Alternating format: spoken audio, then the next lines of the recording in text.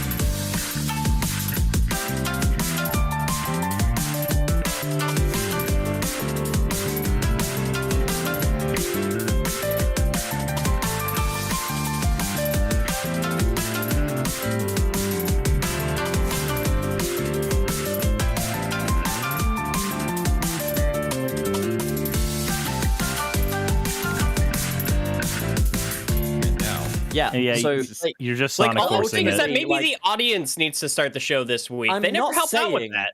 I'm not saying I have a problem with Mormons. I'm just saying, like, I have a problem that could be associated with Mormons. Welcome my to Sunset God. City, a Sonic podcast for the classic and modern age. I'm Nick and Knuckles. I also have Suris and Knuckles. Hi. I have Wayne and Knuckles, and we've got Pup and Knuckles. I'm about to get fisted. All right, Guys- so he gets cuckles. So I don't know. Well, I mean, no, he'd be directly involved then, wouldn't he? He'd I just have mean- to watch us get fisted. You're Here I right. You come. got it. Rougher than the best of them. There's a science to this. Yes. Given the old rough and tumble.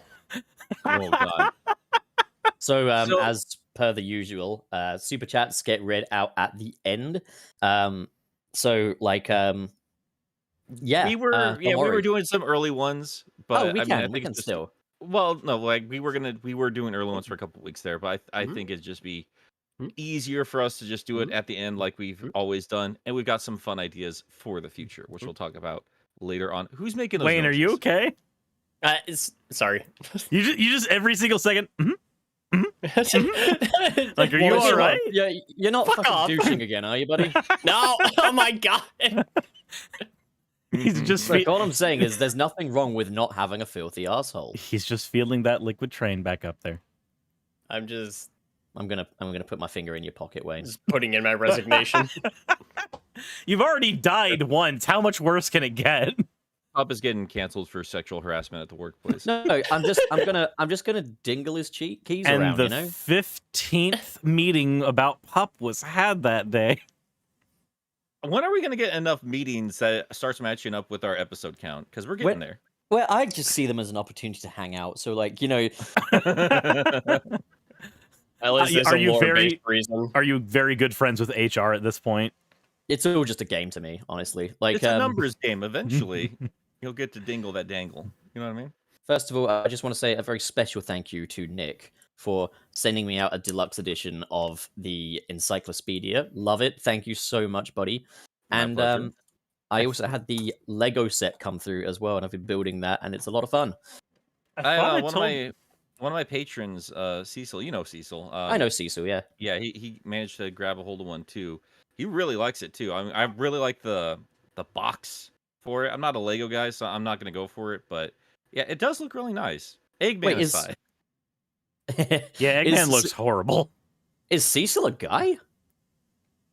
I don't know if he identifies as. I should actually ask one way or the other. I don't know. That's a hard name to say if you've got like a lisp as well, like Cecil. You know, like it wouldn't. Okay, you're all right. Never What? change, but Get the dog out of the kitchen. This here is Cecil. Cecil is my friend. No, Like if you had like new fresh braces in or something, you know. We're done. I We're done just with that. So Sonic 3 and Knuckles is our conversation piece for today. It's been a long time since we've done a retrospective. It's been a while since I played through the game. I don't think I'm gonna have too much of a problem talking about it. I've played it a couple times at this point. just a few. yeah. Is there maybe a giant video you've ever done on this topic? I mean, To be I fair, wouldn't know. I'm right there with you, Nick. Like I feel like those are the amateurs on the right side of the table. We're the pros Hey. on the left. They need to play the game before doing the thing. We can just talk about it. And also, Suris, you're not slick playing the game literally 10 minutes before we start the podcast. Well, I saw your I Discord thought it was status. 2 hours. To be fair, I saw you thought you need to pay attention, my boy. when To did be fair, we never had that discussion yeah, last week. I was about to say when We did really we have need to that? figure out like a proper start time. Yeah, when need to did we figure have that discussion? When should I if I need to be listening, there needs to be a point where it was fucking talked about. At Look, man, most, my- there was a This is- hypothetical posed. My diary is just Definitely. on my table. You can come get it and read it and see when we're patched in for. Okay. Dear Perfect. Perfect to talk about on air, guys. It's wonderful. it's our Google Calendar problems, guys. Management, man. Come on. Well, I mean, who wants to kick it off? I've said a couple words about Sonic 3 Knuckles at this point. It's my favorite game of all time. It's the pinnacle of classic Sonic as far as I'm concerned. It's the pinnacle of Sonic as far as I'm concerned. So, Well, I know Pup What do you said guys he think had of he had a story, so I'd like to start with Pup. I have a story about how I kind of tried to obtain the game. Yeah. This would have been in about 2009. I just played Sonic Unleashed, gotten back into the Sonic sphere, and I kind of dusted off my old Sega Mega Drive, played a bit of Sonic 1 and 2, and I was like, hey, these games are actually still pretty good. And there was this guy at school, and he had kind of a reputation for headbutting the head teacher. And this would have been like high school time, I guess. wait, How do you develop? wait, how do you wait, develop wait, that wait. kind of? hold on. You don't just casually walk by that sentence. I'm sorry. What? We need some Just- context. He had a reputation for headbutting the goddamn teacher. Okay, so basically, he headbutted the head teacher, and that's how he got the reputation for headbutting the head teacher. That's so it. anyways, That's it. Called Go Boy? What is this? So, anyways, I'm walking home from school and stuff, and he comes by and starts talking to me and stuff. And eventually, like, the conversation turns to, like, what games you've been playing recently and stuff. And I said, like, dusted off my old Mega Drive. I was playing some retro games and stuff. And eventually, like I said, you know, one I really want to try out is Sonic 3. It's kind of like one I didn't have as a kid, and I'd like to try it now and stuff. He's like, no way, I've got Sonic 3. And I was like, "Oh, really?" He's like, "Yeah, I could give it to you for a little bit if you want." And I was like, "Yeah, no. How much do you need?" He's like, "Oh, I'll take £2 and stuff." And I was like, "Oh yeah, £2. There you go." The next time I see him, he's like, "Okay, my mum said I can't just give it away for £2, so I'm gonna need like £6 and stuff." Gave him £6. I never got Sonic 3. It just didn't happen. It was my first experience with getting scammed. But eventually I would discover emulation, and that is how I played Sonic 3 and Knuckles. That does remind me. I had my copy of Sonic and Knuckles stolen from me back in grade school. Oh, I remember jeez. that. That But I is- got it back because the kid Did you hunt him down? lied about it. Fuck yeah, I did. Are you kidding me? Did you look for him? Did you find him? And then did you kill him? I didn't kill him, but like I was very pissy with He's- him. And he's he was dead like, Come on, inside Nick, you're now." still mad about that? And I was like, yeah, you're damn right. I'm still mad about that. Do not talk to me. And we did not talk ever again. And I don't regret that. Piece of shit. I mean, I feel like I'd be the same way. I'm still trying to figure out where my N64 copy of Command and Conquer went, and I'm pretty sure it went the same way. Some kid probably came over, stole it, and I do not know which one or when that fucking happened. But I know it happened. Well, justice was served. Well, maybe one day I'll get justice on my end as well. Maybe. Probably not. Probably not ever. Not if it's right. I mean, I was a kid when those games came out.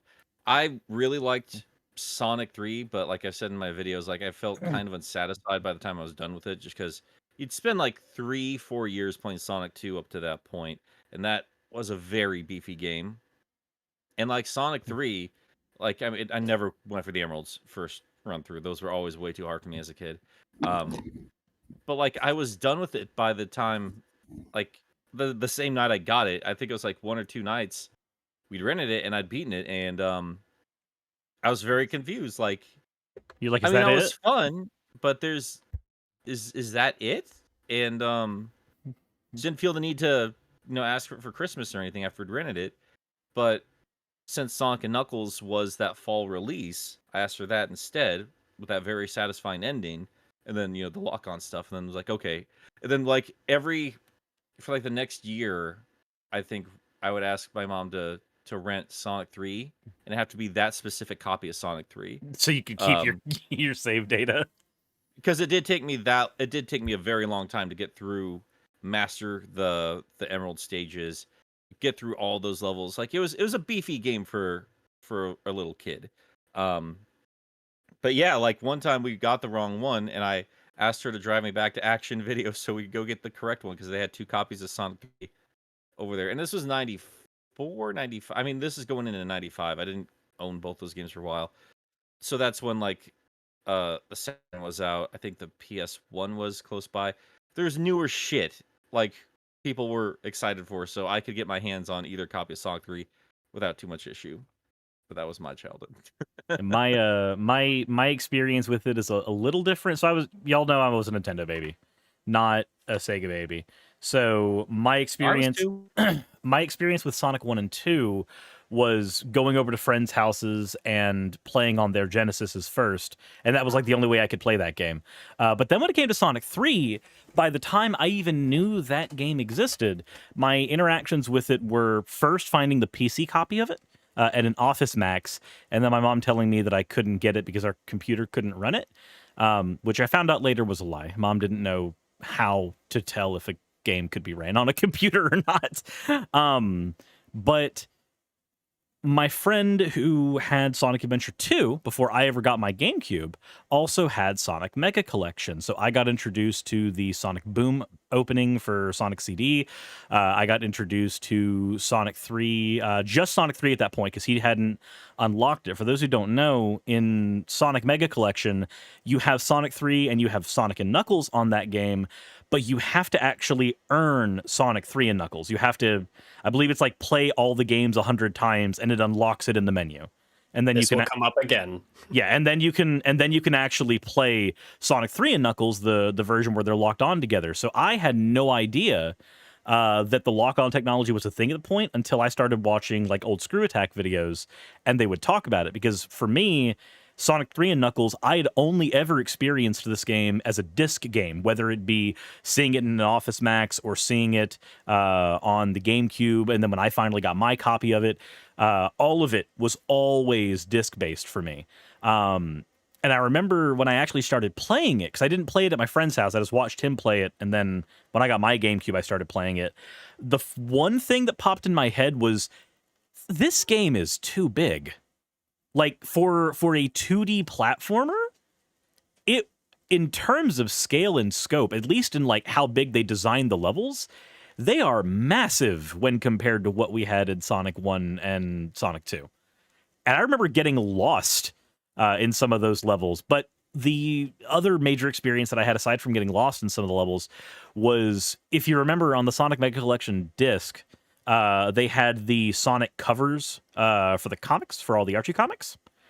But they also had 4 full comics on the disc I believe from the Sonic short series that you could actually read. And one of those dealt with Sonic going to Angel Island. And it was a more faithful adaptation of that than like the first bits of Archie, if memory serves, in terms of like how close it was to the events of the game. So you actually would see Sonic like go through the zones, especially however somebody wants to get mad at me for pronouncing it, Hydrocity. Especially seeing like Water place. Water Place. seeing Sonic like get caught on the poles in Hydrocity and then get snapped and broken as he's moving through. There's comic panels dedicated to that, and I remember as a kid it blowing my mind that that was actually a game mechanic in Hydrocity Zone that you had to do, because I saw that on the comics first when I was reading through that shorts area, because for some reason I cared more about that than playing the games at that point.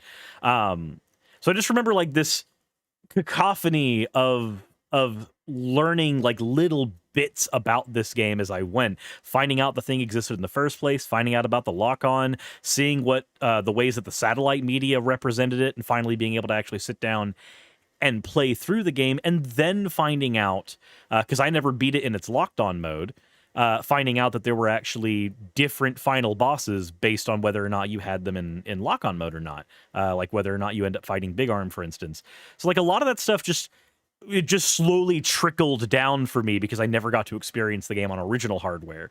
So it was a bit of a fun ride for me, personally. Well, I mean, even with original hardware, though, I do think there is that sense of discovery, because they do leave it kind of open ended on how you manage to get things. I mean, it's pretty obvious now that we all know, like, yes, get all the emeralds, beat the game, get the best ending, all that fun stuff there. But like when you throw in the super emeralds as well, it does kind of goof things up a little bit. It took me a very long time to realize Doomsday Zone existed. It took me even longer to realize that the hyperforms existed, and yeah, I mean, like, there's just little bits and pieces there that you don't really realize if you rush through that game.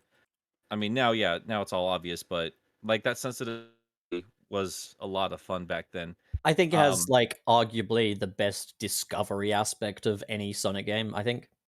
Of the classic ones, at the very least, I would agree, and that's partially due to how they set the game up, because Sonic is designed to be Sonic through it. I mean, they do design it in such a way that you could still take advantage. It's just a little bit more challenging compared to like Tails, obviously, and Knuckles has his own design layouts throughout the thing there. But like just the large rings in general, I mean, yeah, they want you to explore. They want you to go off the beaten path.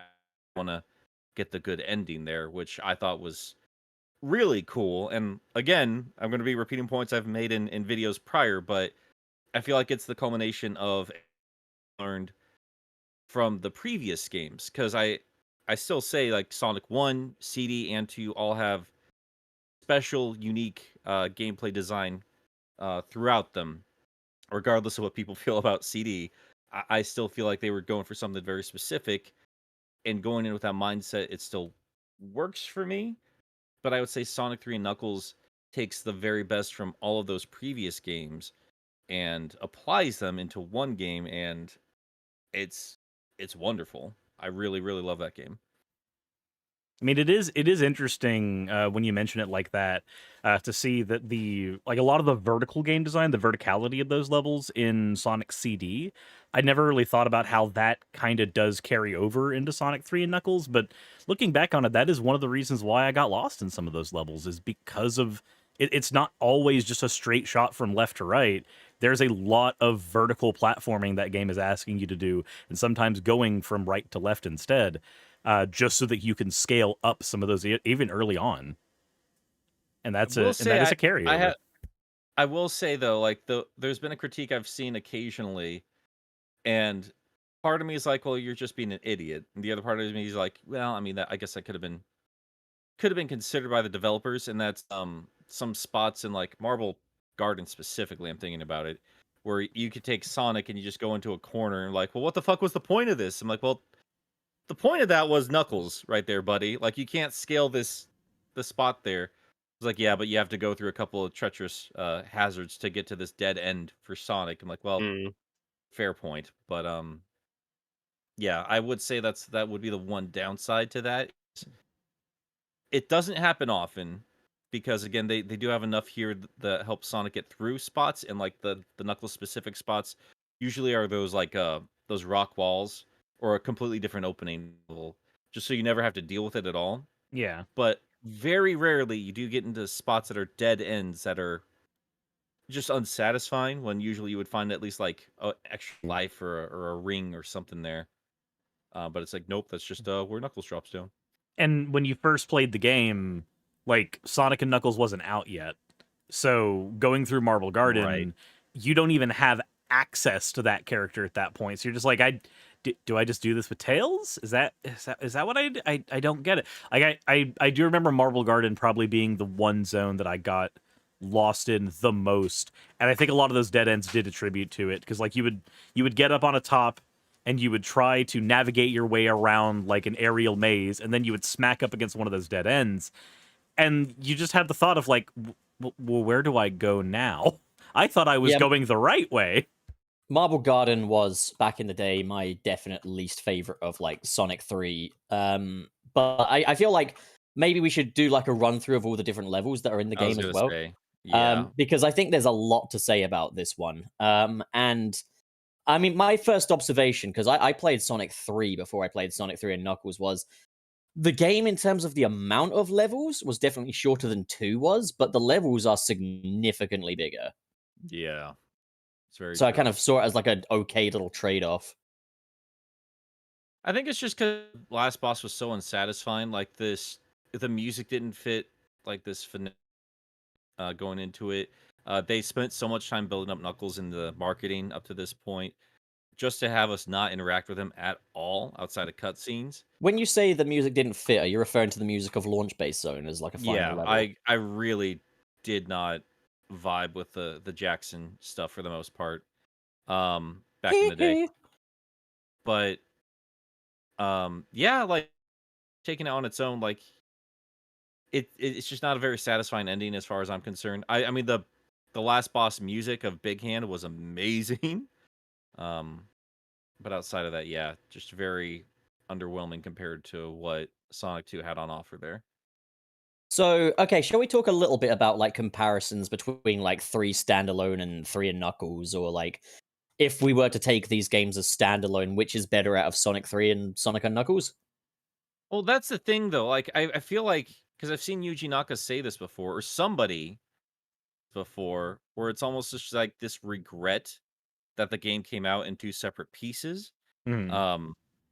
Because now this conversation exists where it might not have before, and I do wonder every now and then if we're better off for the split, because I do really love the lock-on stuff, and I love that Hypersonic exists. I love that they reset the the emeralds halfway through the adventure. But I feel like there's one thing that makes us definitely better off, and that is the Sonic and Knuckles box art probably wouldn't have existed were it not for that split. And that's probably one of the coolest box arts in the series. Like, oh yeah, for sure. Just because of how damn mysterious it is, and it almost kind of reminds me of like the 1989 Batman posters, where it just had the It does kind of look like that. Yeah, I wonder if that's what they were kind of aping, maybe. I mean, it wouldn't surprise me. In terms of like comparisons, I would say like Sonic 3 still has things that I prefer about it to Sonic 3 and Knuckles. For example, I prefer the title music on Sonic 3 by itself. I prefer definitely the mini boss theme in Sonic 3, because I just love that it's like this big machine comes down to this like funky, almost like street beat thing. Can you tell that I'm not very educated in like funk music by the way I describe that? But you know, I liked that sort of dichotomy between like the boss looking kind of intimidating, but almost sounding like it's going to challenge you to a fucking dance battle. You don't think that's intimidating? I have 2 left feet, sir. Also, like I must admit, I personally thought that Launch Base and Big Arm was actually a solid ending, but I would say that like it's not the most climactic ending for it. Like, I'm not going to say it's better than the Sonic 3 and Knuckles ending by any stretch. Like, that is a whole different, you know, scale to it. But like, I don't know, I thought there was something interesting about like the sort of anticipation of Death Egg's gonna go up. There's like 3 different mechs after you. You got Knuckles causing you trouble. You go in Dr. Robotnik's Egomatic. Also, I must admit, I do like that Big Arms is not like a giant mech final boss, instead just like this very well-designed Eggman contraption. And I will say it does have some climactic elements in how like the sky goes dark before it appears. It almost kind of tries to jump scare you. There's definitely an art to it. Yeah, but it does feel tacked on. Like, that feels like the second to last level. That doesn't feel like a last level. Fair enough. but Like then absolutely fair enough. I don't disagree.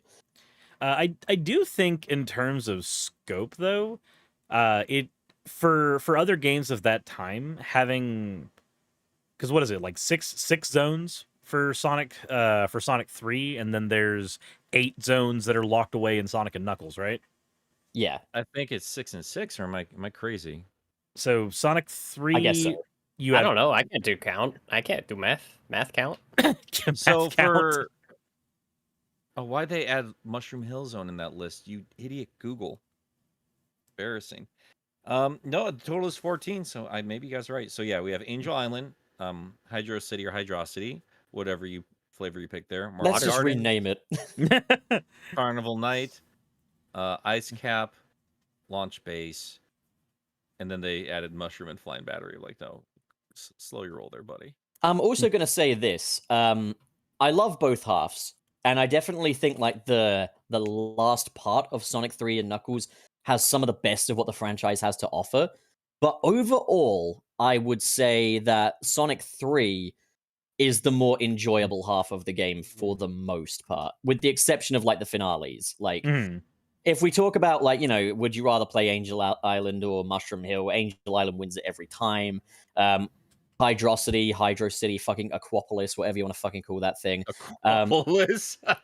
Like, that's my favorite classic Sonic level in general. Okay, I can give or take Marble Garden, Carnival Night, whereas like you move into Sonic and Knuckles and it's like Sandopolis and Flying Battery, all levels I have no desire of revisiting,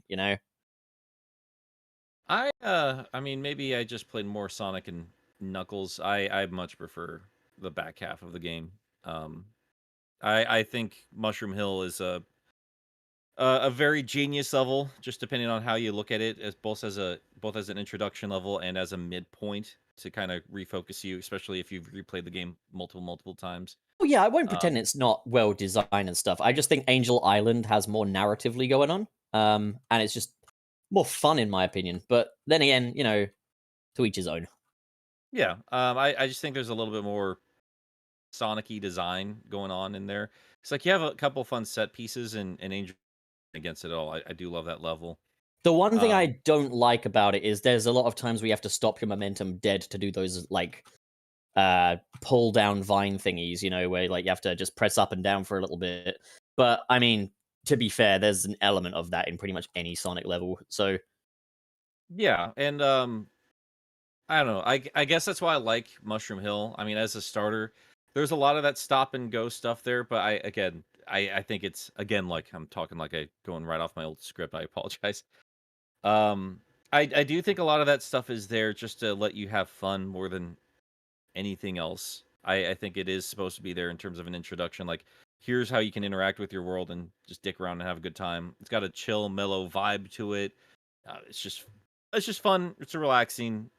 I like it. I don't know if we really want to do a versus of the same. Yeah, no, I game, wasn't thinking of going into depth about it. I was just kind of like, Look, all I'm saying is I think that Pup's right hand is far superior to his left. I mean, it certainly has more experience. Oh, wait, no. Regret.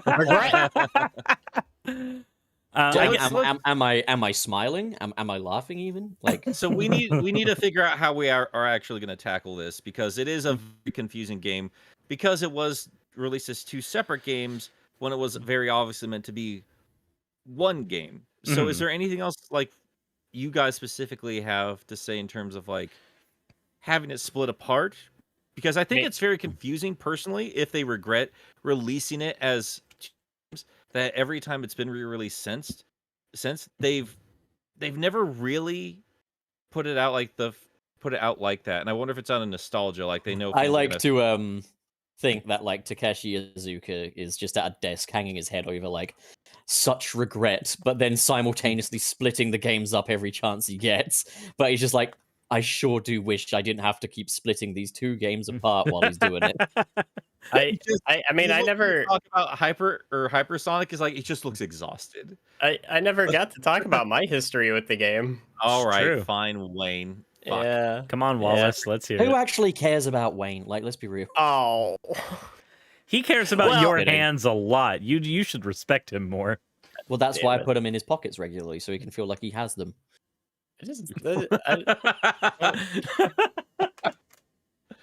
Man, I just wanted to Anyway. come on here today and talk about a hedgehog. All right. Yeah. So, kind of like Suris, I had the Sonic Mega Collection Plus on the PS2 when I was a kid, and that was how I got to experience a lot of the classic generation Sonic games when I was a kid. But also, like Suris, I didn't understand how unlocking Sonic 3 Knuckles worked, and so as far as I was aware, those were two completely separate games. And I didn't figure out until much later that they were actually two parts of one whole. Mhm. And Sorry, one hole. Oh my god. I hate you. So it was like I played through both and I really liked them. I think at that point it was like I was trying out the original trilogy and I was having fun with them and everything. And I liked Sonic 1 and 2, but Sonic 3 was definitely the one that I enjoyed the most. Like you start that off and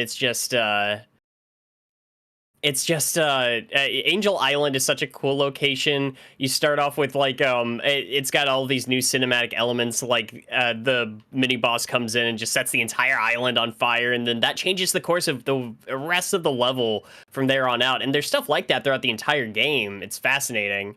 And then yeah, and then moving on to like Sonic and Knuckles, which again at the time I thought was a separate game. I really liked Mushroom Hill Zone. That's actually one of my favorite like little opening levels to a Sonic game. I think it's like it's got such a nice vibe to it and everything. So I experienced both of these games separately in my younger years, and it wasn't until like sometime later that I found out that Sonic 3 Knuckles was a thing where you could kind of like combine them and turn them into something. But I didn't really think a whole lot of it at the time until someone out there made some big, obnoxious, long video about Sonic 3 and Knuckles. And kind of got me a lot more interested in it. So it wasn't until last year that I actually got my hands on actual cartridges of Sonic 3 and Sonic and Knuckles. No way. It wasn't until last year that I actually played through Sonic 3 and Knuckles for the first time. That's insane. Yeah, Wow. and as I have come up with myself, there's a little phrase that I like that I myself coined. That there comes a time in any gamer's life where he figures out that he's playing his favorite game of all time for the first time. No. Oh, I get it. It's from that video, isn't it? Yeah. It is from that video. Yeah. Oh my god. Yeah. So die. it was That Ben 10 guy. He's got a shit channel, hasn't he? Fucking hell. It really was a special moment though, because, and I think I may have mentioned this before, but like my favorite Sonic game is still Sonic Adventure 1, and there's just a tone to that game that I don't think a lot of other games in the series have quite emulated, whether they've attempted or not. And it was like playing a sequel, or at least a part of that story that I never got to experience before, because it's got some Sonic 3 Knuckles has that tone, or at least maybe Sonic Adventure adapted a lot of that tone for itself. That was there previously, where you've got Angel Island, you've got all of these cool temples and everything, which if you know me, I'm a sucker for that sort of thing in a Sonic game. It's got like this air of mystery to it between like, what the echidnas were all about, and what this ancient civilization was like, what are the true nature of the Chaos Emeralds, all this stuff. And it was like actually getting to see a lot of that play out. And Sonic 3 and Knuckles, to me, feels like a proper Sonic adventure, where it really is just the core of that experience. It wants to take you on this huge journey, and it feels like it I don't know. I'm rambling at this point. I'm not forming my words together good. I really, really like this game, and I'm glad that Nick got me to finally try them combined together. I feel like I want to make a Marvel analogy here as well. Like, I feel like Sonic 3 and Knuckles is like the Infinity War and Endgame of Sonic. Like, where there's going to be a stylistic change coming up after. It's kind of the end of an era, and it feels like a fitting conclusion. Like, if you said that the Sonic series was just 1, 2, 3 and Knuckles, maybe CD, like, it would be a fitting finale. I mean, I suppose so. that the adventure games, the success of them probably draws a lot from what they had learned from the classic games leading up to Sonic 3 and Knuckles, because you can see a lot of parallels there. I mean, Wayne's not wrong. I've definitely noticed that about the first two adventure games. I would say there's a bit of that in Unleashed as well, but again, I need to play through that properly to really do that. But in terms of your rival character, the build up into space for Sonic Adventure specifically, the grand finale that has this extra fight for Super Sonic. Now, whether which one's done this or that better, I would say a lot of what people love about Sonic Adventure 1 and 2 started with this game specifically in terms of, yeah, what Wayne is saying in terms of tone and narrative and everything. I think it is like for what it was worth and everything it was doing. Sonic 3 and Knuckles was about as dramatic as you could make that kind of game, and that's a good thing. But like you see a lot of like critics and journalists and stuff saying like, oh, I think that it's good that Sonic games have gone back to the simplistic nature of the classic stories. Like, dude, like do look at games like Sonic 3 and Knuckles. They are as dramatic as a game like that can be. Sonic has always been kind of blockbustery in its own little way. Like, even if you go back to Sonic 1, simple story, yeah, but like it still, did take advantage of some storytelling elements, like when you get to the end of Scrap Brain Zone, Scrap Brain Zone Act 2, and Dr. Robotnik sends you into Labyrinth and stuff. Like, it does feel like a little blockbustery adventure. And I think like Sonic 3 absolutely typifies that for like 2D 16-bit gaming. I mean, there's a bigger conversation to be had in terms of the scripting for more recent games. I do I do think there are some similarities in terms of like the tonal, not maybe not tonal, but like the thematic elements of like Sonic Colors specifically. But I would say like the moment to moment cringy dialogue is probably what brought that down.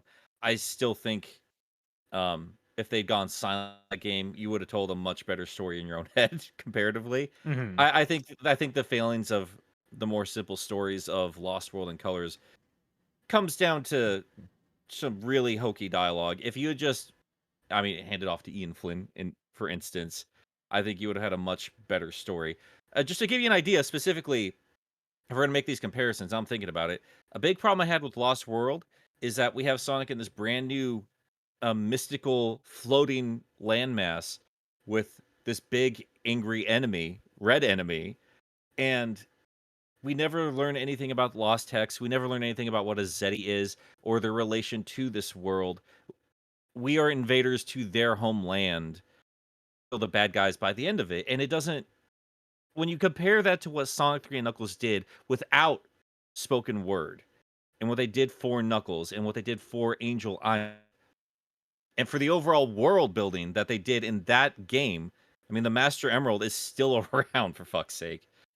Yeah, Like, I would absolutely say that as far as like modern Sonic stories go, the one that has like the closest resemblance to like Sonic 3 and Knuckles is Sonic Adventure 1. Like, that feels like a spiritual successor. Like, what if this game had spoken words in it and stuff? Like, that's well, kind of that, how I see it. yeah, that game's Sonic 4 to me, because it's just still continuing to evolve. What an It's continuing insult. to grow. Oh. I mean, I have a video plan to talk about every time that phrase has been used for a Sonic game. But Yeah. again, just Sonic Lost World specifically, I compare it to Sonic 3 Knuckles because what Sonic 3 Knuckles did was they expanded what we knew about Sonic's world in general. And it forever changed the landscape for the satellite media. And obviously the Ken Pender stuff we don't have to talk about here. Which but I mean it really it brought a little bit more life to this world. It does make it a little bit smaller in that sense because we know a little bit more about the comings and goings of this place. But Lost World failed to do that in a spectacular fashion just because it couldn't commit to really doing anything interesting with but it still kept Zavik around like they kept Knuckles around when nobody wanted him around. I think The thing with Zavok is he's also so obviously Sonic's Bowser, like in terms of his design and everything. Like, we don't need Yeah. that. But I keep discovering for myself every time I read the IDW comic books, there's a good character there, and I think Lost World could have been a better game, and Lost Text could have been a much more interesting landscape if they had just gone the extra mile. Because I think Sonic 3 I think it really did give us all those lessons way back in the day, more than even what Sonic 1 and 2 did. I think it says something as well that when it comes to Angel Island, anytime we go back for any amount of time, there's always something like new we're discovering about the place. Like in Sonic 3 and Knuckles, that was our first time stepping onto Angel Island and exploring its environment. By the time we get to Sonic Adventure, we still have questions about where the island begins and ends in that particular game, because it's not really very clear. But when you look at something like, when you compare it to something like Lost Hex, I think it says something that even the IDW comics still haven't explored Lost Hex.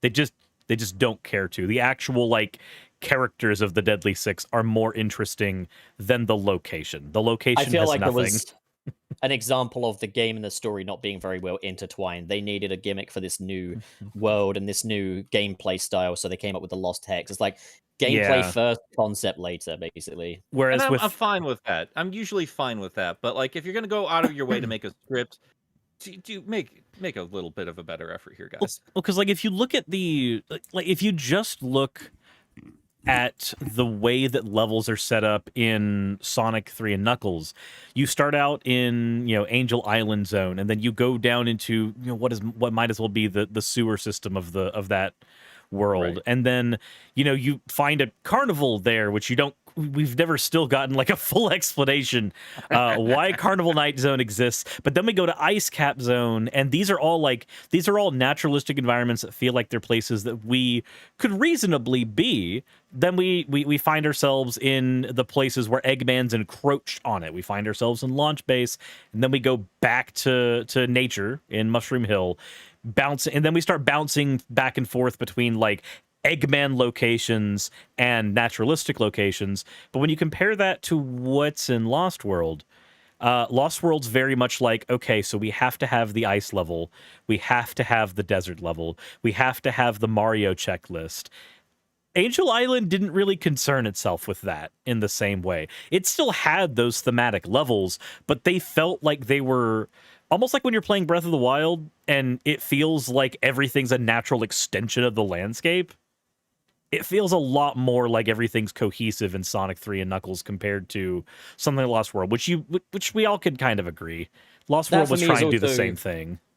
In many ways, though, that really amazing cohesion between like the levels in Sonic 3 and Knuckles is why I would also rank that game to be higher than Sonic Mania as well. Like Sonic Mania is very much level to level.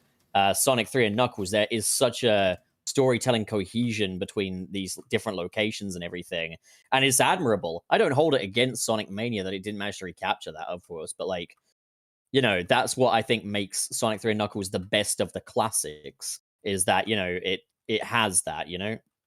Well, not to mention that's like I'm sorry, Nick, go on. Well, no, I mean, just in terms of Mania, I mean, we get those comparisons all the time, which is better between the two of them. I don't think it really matters. I don't really think Mania was trying to usurp Sonic 3 and Knuckles as like the best of the classics. Oh, of course, it's a conversation that comes up, is like, what's the best Sonic game? What's the best classic Sonic game? And Mania and 3 and Knuckles tend to be two common answers, and it's like, how would I choose? Like I get that, but like again, I don't really consider the game. I consider it classic styled game that came out 25 years after this talking about. It's not a fair comparison. It stands on the shoulders of giants by comparison.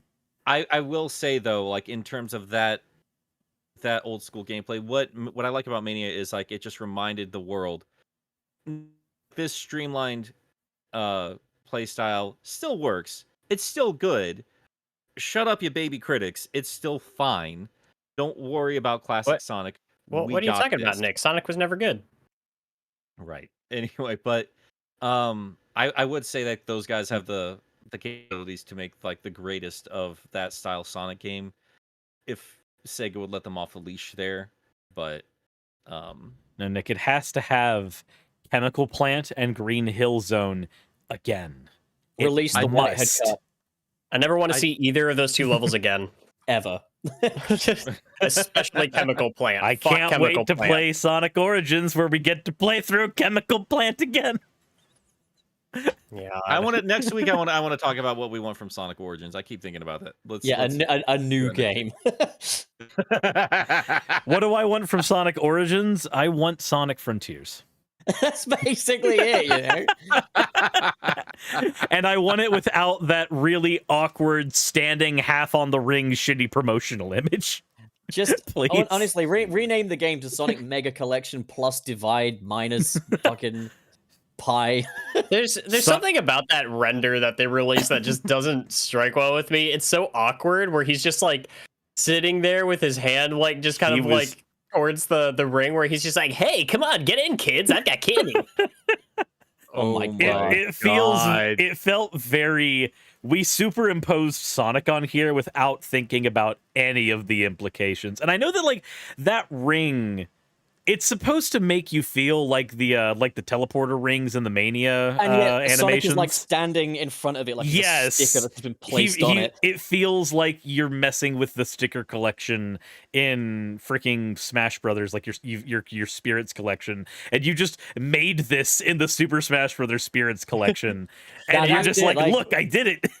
You've I heard did like it. Sonic Shuffle. Now get ready for Sonic stickers. It's like what I said in topic, but go ahead, Wayne. First, go. it was like what I said in our group chat. It was like it looked like it was put together by whoever does the posters for Spider-Man at Sony. Also, a giant ring behind him. I'm just saying, all you got to do is put Sonic in the Iron Sonic outfit, and then we need Green Goblin in there. we need a tiny little Dr. Eggman in the back. A tiny little Dr. Eggman. A very small one, and it needs to be Jim Carrey's Eggman, specifically. God, I lost my point there. I mean, I know back to Sonic 3 and Knuckles. I did notice. I've been a little concerned about this because they did the Project Sonic 22 thing, which I thought was weird because the only other time we've done Project Sonic was when the Saturn games were coming about. It's not true. That's not true at all. Like Project Sonic. Yeah, when the Sonic Forces. Okay, not that, but like when the Sonic Forces trailer first dropped, it was referred to as Project Sonic 2017, and then generations before the title was revealed was Project Sonic 2011. Fine, I'm just whatever. gonna take your word for it. I don't fucking remember. My point is the time they're calling back to a very specific silhouette, like the one that's on my Sega Saturn, my Japanese Sega Saturn right now. They use that to promote the Sonic projects for the Sega Saturn. Like, why that one specifically? It's a little concerning. It's fine. I love Saturn Sonic. It's a little concerning. It was funny just kind of seeing like the comment section when Sega revealed that, because it was about what you'd expect from the Sonic community. A lot of infighting. What do you talking about? No, the Sonic community never infight. We've never had issues between. Boys, it's time to get back to Sonic 3 and Knuckles. I agree. Shit, you're right. But I want the Sonic community to fight about which one's better, Sonic 3 or Sonic and Knuckles. Okay. So, anyways, shall we? Angel Island. Well, hold on. Before we get there, I want to address one thing I love about Sonic 3, and that is the balls it has to make every single level have some water in it after the reception of previous water levels. I think they're actually integrated really well. I agree. I 100% agree. Especially since we get the bubble shield in this one, and I'm not gonna lie, being able to say screw all spike hazards in bubble shield feels great. Oh, it is good. It is good. By the way, has anyone been logging the super chat because I've just been playing Sonic 3? Hazard. It's not that. It's not the spike hazard. It's the little ball things that those little cannons shoot at you. Are you talking about projectiles? Yeah, projectiles. Yeah. Yeah. Okay. So wait, was it? I thought that is it the electric shield that avoids spikes? No, none of them avoid spikes. Are you saying a bubble avoids? There are some. A bubble should also not avoid a projectile. There are some spikes that are just bouncy. Okay. Yeah, dude. That's in Marble Garden, isn't it? Like, yeah, that's just a bad nick. Yeah. So any fucking way, Angel Island. I think Angel Island really kind of brought us a new paradigm in like Sonic storytelling. I just also want to quickly note, shout out to Sonic 3 for being a fucking game cartridge with a save system in it. But like, like Angel Island definitely introduced more storytelling aspects, like the way the big bad Nick fucker comes down and sets the place ablaze, and then you've got like an inferno you're running through. I think one of my absolute favorite things about it is after you get past that airship and you see Dr. Eggman off in the distance and these sirens start blazing. It's like, oh, you're familiar with this guy and he's a threat. You know, he's not just coming in with a little wrecking ball like, I'm going to destroy the place. No. He's He comes in with a bomber. We're all worried about this guy. He's got an airship now. He's become a big time villain, Doctor. Remember, he could carpet bomb that hedgehog whenever he wants. That's not the point, Starline. He really should just get a Glock and just stick a bullet in Sonic's head at this point. And like, he's tried that in IDW too. Eggman has literally just pulled out a Glock in IDW. Was it like a normal gun or was it like laser? It looked like a normal ass gun. I mean, they did like draw like a laser, but it looks like a normal ass handgun. Yep. I would hope that he would. I would hope he would just have like special egg-shaped bullets. They need to be proper, but he just needs a normal gun and to just shoot Sonic upside his head. I mean, he pulled a gun on Amy. It was a laser. The pistol in Sonic Adventure 2? We never saw it shoot anything. It could have. No, but that was the best part. There was the implication that it was just a normal ass gun. But why is he pulling it on Amy and not Sonic himself? Because he was using it as leverage at that point. Sonic Island. Jesus Christ, boy. We don't want to talk about Sonic 3. We want to talk about Sonic Adventure 2. I'm just. Jesus Christ. I'm fucking with you, Nick. It's honest to God. It's a fucking. As much as I joke about Sonic 3 and Knuckles is an objectively shit game and stuff, I only do that to get under your skin because. I mean, it doesn't work. It just. It works. It works.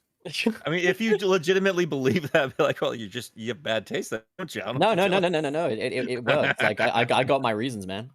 Uh-huh. Like God. Oh, don't worry. We believe you. Angel Island does not work on any level, honestly. Oh my God. I still remember the very first time I saw Angel Island in motion. It blew me the fuck away. I know people talk about, and I still see where Sonic 3, or Sonic CD, I'll be blunt with you guys. Like, every review talks about, like, the enhanced color palette. I didn't really see that as a kid. It looked muted. It looked... Honestly, it looked better with the more muted colors. I'm going to just straight up fucking put that out there. It didn't... I don't know. I just didn't see it as a kid. I mean, I'd already played Sonic 2 at that point, and I felt like they had used what the Genesis already had to a much better degree. And then Sonic 3 came around. I was like, well, just blew it right the fuck out of the water. Like, I mean, yeah, if we had a choppy FMV and we had the Red Book audio, all great and cool and all, but like, holy cannoli. Wow, that game was beautiful for back in the day. And yeah, like, it's still like one of my favorite. Like, Green Hill Zone, the first time I saw that was just like an eye catcher. Like, you just could not help but look at that thing compared to everything else on the market. And Sonic 3 did that again with Angel Island. My only problem with it is, like, I think they bring in the firebombing a little too soon. I would have waited till the start of Act 2 to set the place on fire, just so we could spend a little bit more time in that cozy, in the lush tropical, green relaxing area. Yeah, I like the idea overall, though, because I really do feel like it just, like, it represents, like, well, things are not going to be different. Things are going to be different from what you've dealt with before in previous games. Well, don't worry. They spend more time in Angel Island normally in the IDW anyway. No, not really. No, I'm fucking with you. It's about how IDW fixes everything. Oh God, fair enough. Jesus Christ. There is one thing that I do like that on the back half, when we start playing Sonic and Knuckles content, I do like that we get to spend a lot more time in Mushroom Hill, experiencing those really lush green areas. It's not the same as the tropical island motif from the beginning, but it definitely feels good to sit in that greenery for a longer time the second time through. Weed Hill Zone. I swear to God. Oh, they should do that, actually. Okay, but like, what kind of weed are we talking about here? You know what kind of weed I'm talking about. Fair enough. The kind why that do you think cures Dr. Eggman Why do you think Dr. Eggman's always wearing those shades? You know, he's trying to hide something. The kind He of takes them off, his weed eyes are just pink, you know? that Like, cures zombie viruses in Raccoon City. Got it. I smoked weed once and now I'm bad and evil and I want to turn animals into robots. I am surprised how often they use gimmicks only one time in this game.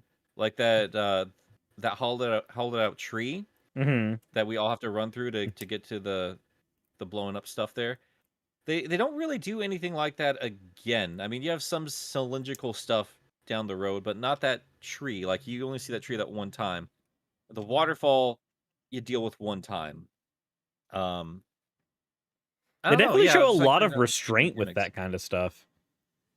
Or they just had that many ideas to just throw out into the world. I don't know.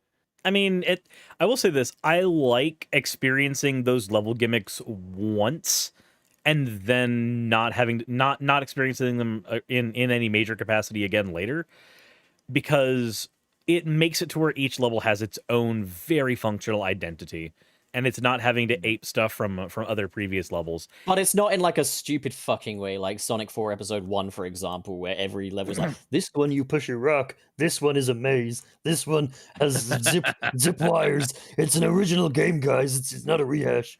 It's definitely not a rehash. It's definitely the true definitive This- Sonic 4. Did Green Hill Zone have zip lines in it? Because this one does. It's better. Sonic So 2 had zip lines, didn't Uh, it? I mean, the only other thing that really like stood out to me was like the boss fight there. Just like the chrome finish for Robotnik's machine was awesome. I thought he looked really cool. Like the bombing leading up to that point, like the alarms blaring through is like building up the intensity of meeting up with your old rival again, and the boss fight itself. And something you brought up earlier, Suris, then I told you to wait for the fucking show was this obnoxious little. And I forgot about this because it's killed me a couple times as a kid. Where if you don't time it correctly, he will splash into the waterfall and send you launching into your own death. He can, or you could just the other thing that could happen is you could have the entire boss fight ruined for you by just playing as Sonic and Tails, jumping up at him in the beginning, and then Tails just gets locked in his model and does all the damage required to kill him before he ever goes in the waterfall once. That's the problem with playing Tails in general, I feel. Like you just have Tails. You're just like, okay, I want him here because he's my best bud. He's gonna be cool. He's gonna be great. He offers nothing in this game except pain having him with me. But you know what? It's fine. He's along for the ride. Oh, he just one shot the boss. Huh. What about the boss where he's carrying you to the Marble Hill boss? Well, Or that the means- Marble- We'll to get that. to, yeah, I got stuff to say about that thing. But like, I will say this for the specials though. I do like that he doesn't get in your fucking way this time. oh, because he would both take rings and give them away in Sonic. Wait, but 2. didn't Gilly have a good point about Tails though in the No, Sonic he 2? didn't have a good point because they raised the ring count if you have Sonic and Tails with you. So it's a moot point regardless. It is harder even if he loses his own rings. It is no, that argument does not stand. I'm sorry. I've argued with this I was trying specifically to about this.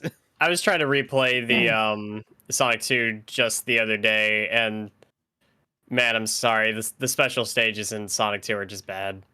I mean, their They're cool entire for the purpose. day, Yeah, but- the entire purpose was for them to Well, go. it was Look, it was a Sonic's tech demo, 3D. but it wasn't fun. So are we now just talking about the special stages? Is that like the next part? We're just talking about. guess. No, I'm not being- Blue I'm not being Yes. sarcastic. I'm It's- trying to keep us to a structure here. No, I got you. get it. It's I get you. There's too much to talk about. We're barely there's a in here. lot.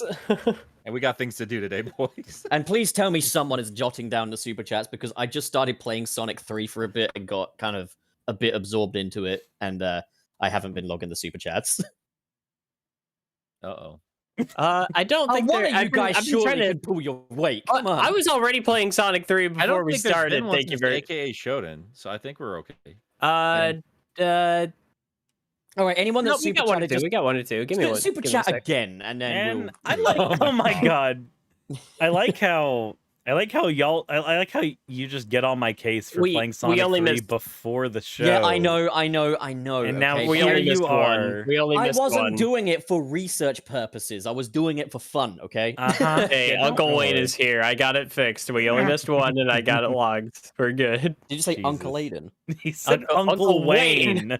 Oh, okay. Uncle Wallace. Who's Uncle Anus. Aiden? Yeah, no, I didn't say anus. I said Aiden. We definitely need to plan out these. Get your mind out of your anus, a little Wayne. bit better going forward. I yeah, did let's- think about making talk an about- Excel document with like a structure in it, but I was like, nah. Let's do that next time. I We're think mature we- men. We can be trusted. No, I we thought can't. that too. But like, yeah, this is a very big game, and we've gotten through. We need a Wonderful. moderator. We need someone to moderate us. Like, I think we should talk about special stages. Yeah, let's talk about special stages. I like Blue Sphere, Red Sphere. It's a fun little game in of itself. Like, if you factor in that, if you add that to any invalid cartridge, like Sonic and Knuckles, to anything that's invalid, you get a whole game of Red Sphere, Blue Sphere, and it's legitimately not bad. Like, you know, it's Yeah, it's a lot of fun. I especially like it in the Steam version where you have a rewind button. That rewind button helps a lot with those. It I'm not does gonna help a lie. lot. If you're just trying to like play through and get shit done. Smacko, Yeah. change your profile pic. Oh my god. But I will say it's not just the Blue Sphere Red Sphere, because I think that it's a much better constructed, much better paced type of game than what you get with the half pipes in Sonic 2. But it's also the fact that there's another type of bonus stage in this game, or actually more than one if you have lock on, that can give you like continues and extra lives and stuff if you're going past goalposts. And I like having those extra. I like having all that extra stuff on it as well, because it breaks up the pace of the main game. I know that it's a classic Sonic game. You don't really need to break up the pace there, but the combination of having extra lives and extra continues put behind one bonus stage. And we just lost Nick. Oh god. We just lost Nick. He just went to the special stage as well. Yeah, he's gone to the special stage. He will return with treasure. Will he? No, he's not going to bring any treasure. He's going to bring a couple of new continues, which, like, I guess is technically pseudo immortality. So in the meantime, shall we just talk about things that Nick isn't interested in? Ah, Sonic Adventure 2. Got it. Women. Oh my god. Aw. He's married. I know. I'm just fucking around. Smecco needs to be a hexagon now. Oh I my just God. implied that this man is gay. What a roast. Jesus Christ. I wonder where he's gone. Up. Yeah, he's certainly gone. He's certainly dead. Nick got blue balled. Has Nick died real? Yeah, he's dead. He's got to go do another mukbang. It's fine. Nick is short for Nikocado Avocado. Oh no. Oh no. Let's not. Let's not with that one. I like Spider-Man. His internet is Here just we go. gone. He's back. Yeah. It comes for us all, He- Nick. It comes for us all. He's on his Do you phone have, now, I think. do you have the emerald? Oh shit. Hang on. His internet's Oh, you- just gone. This is what happens when you smoke weed. I'm here. I'm here. I'm here. Can you hear me? I mean, It's your bad mic. we can. No, it's not that it's his bad mic. No, it's that he's it's on his his phone, Wallace. Oh. Show a little fucking understanding, dude. I'm gonna try my actual phone, see if it sounds better. Hang on. It will. It will. Nick has been sent to hell where he'll play Sonic Genesis for all eternity. Oh my god. Oh, Yeah, okay. dude. Wallace, you keep on top of that, man. That's all good. Oh, for fuck's sake! One of us. I'll has to do it. pick I'll who- do it. I'll do it. I'll do Okay, it. okay. Okay. Got it. Okay. Got it. Okay. Okay, Nick, Got it. Nick, you good? No, I'm never good. Oh my god! It's still connected to my headset. Like, fuck off! We love you, Nick. Do I sound decent enough to be on the show? Yeah, you can sound- understand what you're saying. You sound Yeah, like yeah. you sound like you're the call-in guest. Cannot Yeah. All right, host. so Nick, what is your question for us here at Sunset City? Why you all fuck up so bad? Oh, that's because none of us are very well educated. Thank you for That's calling in. You are not the winner of the Toyota Prius today, but it's been great speaking to you, and we'll send you a goodie bag in the post. All right, I'm going to put the phone up to my head now and see if it sounds fine if I'm actually on a phone call. How does it sound now? Yeah, it mean, sounds like we're talking to you on a You phone. still but, sound like you're zooming in with the Italian Senate, just with a little less Tifa Lockhart. Wicked, Yeah, I'm wicked sorry, funny guys. I have queen. no idea what happened to my internet, but it just stopped completely. well, Holy Nah, Remember, mine does guys, that. this is a side effect of watching anime. when you this is what happens when you watch Food Wars, Nick. This is the end Can we- result of that. I have watched Food Wars. I've watched all of it. I haven't seen Food Wars. What is that like a? It's is an it- anime. Oh, It's okay. a shonen anime about cooking. It is I thought it was hilarious. going to be like one of those history I like the channel redhead. shows or something. Like, I thought it was going to be like. Oh, Man shit, hang versus on. Food. Oh, is it back? Hey, can you Eh? guys take me to the Heart Attack Grill in Las Vegas? I mean, do you know No. how far away Las Vegas is compared to us? Yeah, but it's all in the same country. Relax. That's not how things work in the U.S. Don't be a pussy, dude. Do you understand how large Alaska is on its own? Look, we're going to do a cross-country road trip, are we not? So let's go to Vegas. Let's go to the Heart Attack Grill and get a feed. Oh my god. What are we talking about? I want to go to the Heart Attack Grill. Hi, Nick. Welcome back. Hey, so where are we at with the video game? We we're were talking gonna about go to Las special Vegas stages. to go Yeah, to the we- Heart Attack Grill. no, we were talking about special stages. Shut the fuck up, Bob. Yeah, I My do like bucket how they're. list. Make I a think I true like how friend. they're integrated with the main play here more than any other game. Like the giant rings that are just kind of hanging out, and we mentioned this earlier. But it really adds to that exploration element of the game and just kind of like where the game's priorities are and everything like that. You I also like it- don't have that prerequisite of 50 rings, which is nice. Yeah, that's for the other bonus stage that you can just kind of do with or without. Yep. And I like having that other bonus stage for a couple of reasons. One, I like being able to get my continues through that. It's very helpful. Two, I like the fact that when you're done with that bonus stage, unlike Sonic 2, you don't just pop out with none of your rings at the end. Oh yeah, They actually did. Yeah. They did fix that though. Strangely enough, because the Sonic or the Knuckles and Sonic 2 ROM that's included. I mean, when you do the lock on there, Yeah. that does keep your rings afterwards. So they did That go lock-on thing actually is so improve cool. stuff. Oh, did they Fucking patch the game via Via lock-on So- tech? Sonic Yeah. and Well, Knuckles? when you have Knuckles in there, because they understand that Knuckles can get to some specific spots. That word is harder than you realize. Like there'll be new item monitors, and yeah, you'll have your rings after you're done with special stages. I Stuff just like that. found this Sonic poster and it says, Welco me tot he next level. Huh. What? This can't be in English. It's I got to be just like got a it. Japanese I just got translation or it. something. The welcome to the next level box, yeah. But it says, Welco me tot he next level. Unfinite. Yee. Oh, no. I'm gonna fuck you, Wayne. Well, So, right, whoa. let's talk We about waited- Hydrocity. But yeah, we've waited so long to do this episode, and it's just been a clusterfuck. I think we've Welcome just to all Sunset gone City. fucking insane. Yeah, Look. that's fine. Let's just get on with it. Hydrocity. In my opinion, Oh, we're This not is- going through every level. We will not have the time. yes, I don't yes, think we are. do. Okay, what if we do, but we do it quite quick? Okay, we go around the table, get our quick thoughts out. We don't turn it into this big tangent thing. Okay, so Suris, keep your trap shut. All right, so Wow. Hydrocity, best Wow. classic Sonic level, perfect blend of platforming and speed. I love the little water slides and stuff. Great level, great time, great music. Yeah, there we go. Fucking Nick, you're up. This sounds like a super fun podcast for the next couple hours. It's really gonna be a lot of No. fun. I Don't don't. worry. I just. You don't. Just what? calm down. Calm down. It's gonna be fine. I'm getting very upset. Okay. A couple things I actually want to talk about with Hydrocity. I can't. That's the first part of it. I can't help but say Hydrocity. I understand Hydrocity. It makes more sense. It's been in more official canon stuff but they still haven't like flat out gone out of their way to officially say no, it's pronounced Hydrocity. I think they never should. They should just keep that conversation going. I If think they that's a ever, good like- idea, yeah.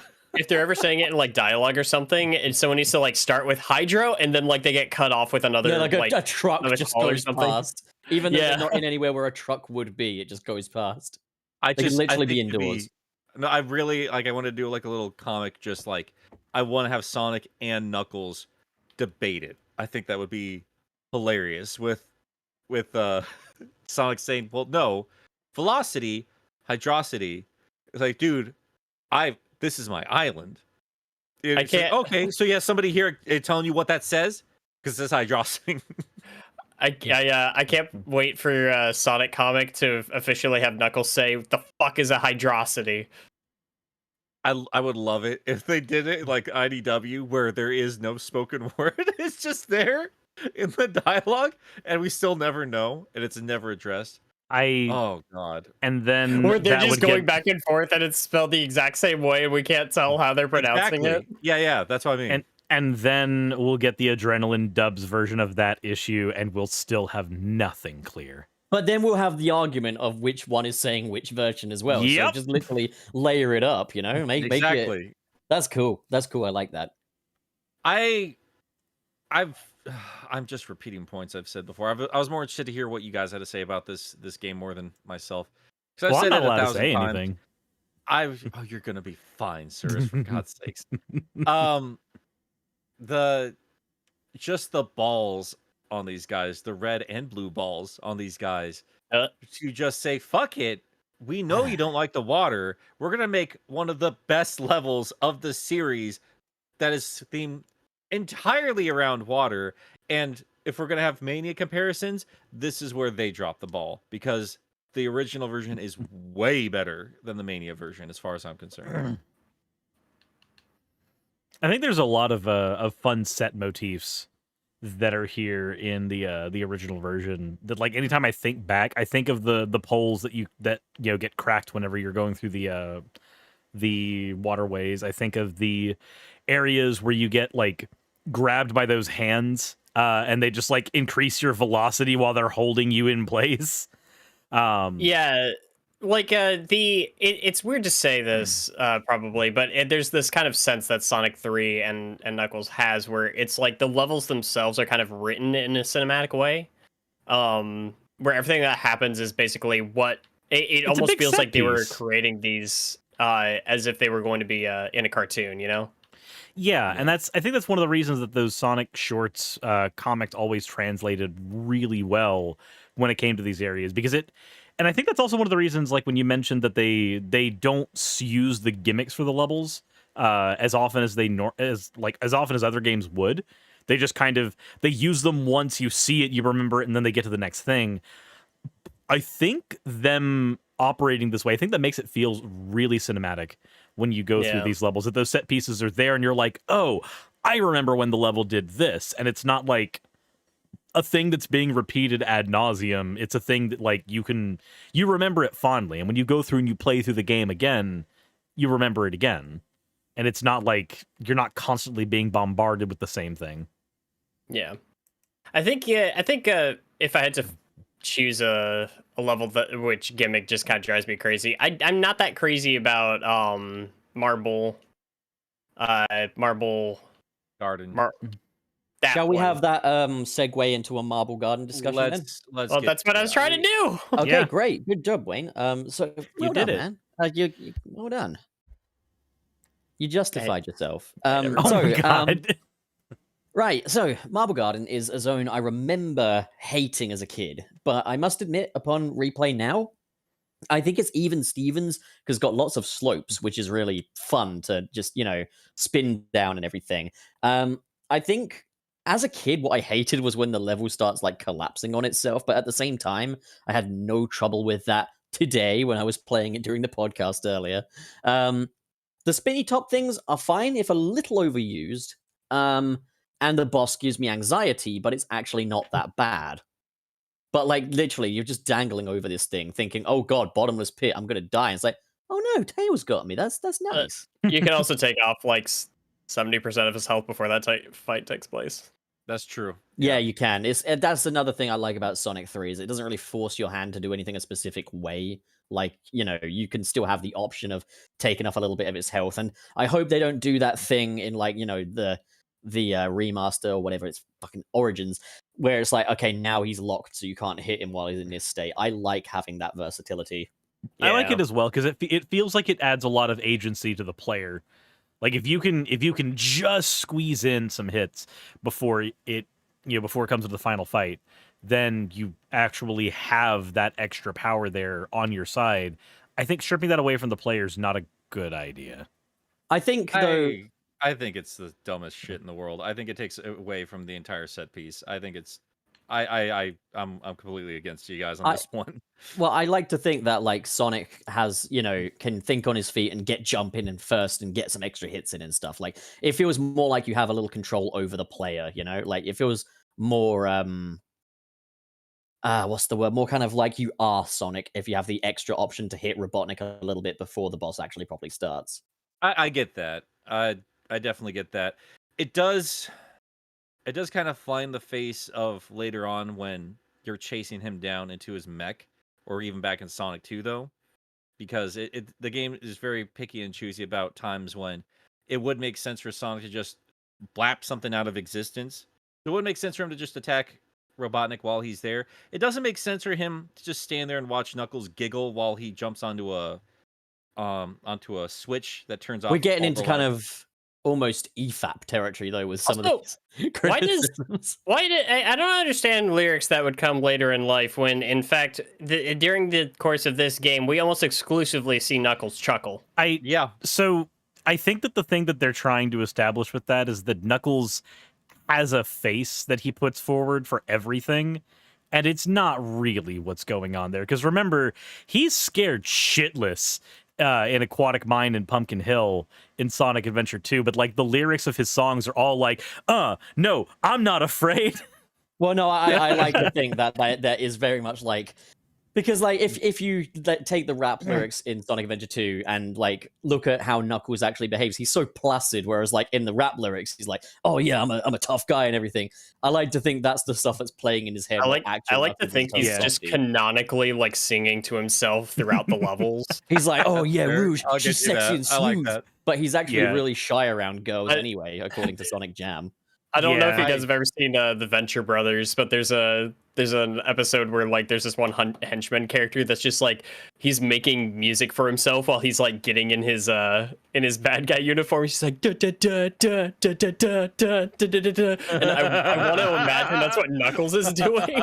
I think that is exactly what he's doing. Scene. God damn, I love that scene. Yeah, I know exactly. What you're talking about.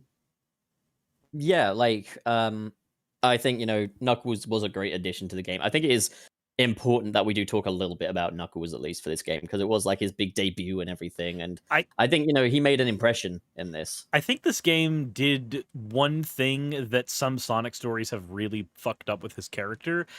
It's very obvious he's gullible, because Eggman did trick him into going against Sonic.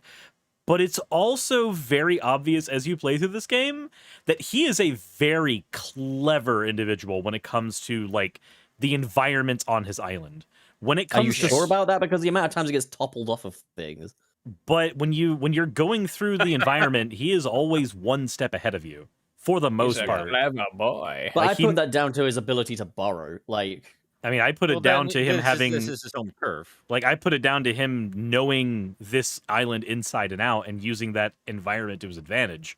I feel like there's definitely a bit of cheese brain Knuckles, though, in this. Especially, like, in Launch Base, where he's just standing on this very thin pole and punches fucking Sonic in the Eggmobile and then falls off to his watery pseudo-demise. That wasn't really...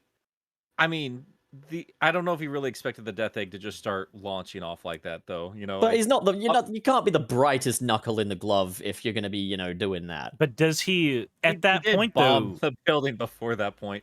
I don't know if Knuckles really is like fully realized as a character throughout this game, because he's doing stuff I don't know if I'd fully expect his character to be doing, just like blowing up a building or being cool with Eggman, even being there when. Like, he set his fucking island on fire. It's just... He It's a little back and forth, he might not Like, need Sonic's power, but he could use a little bit more of his brains.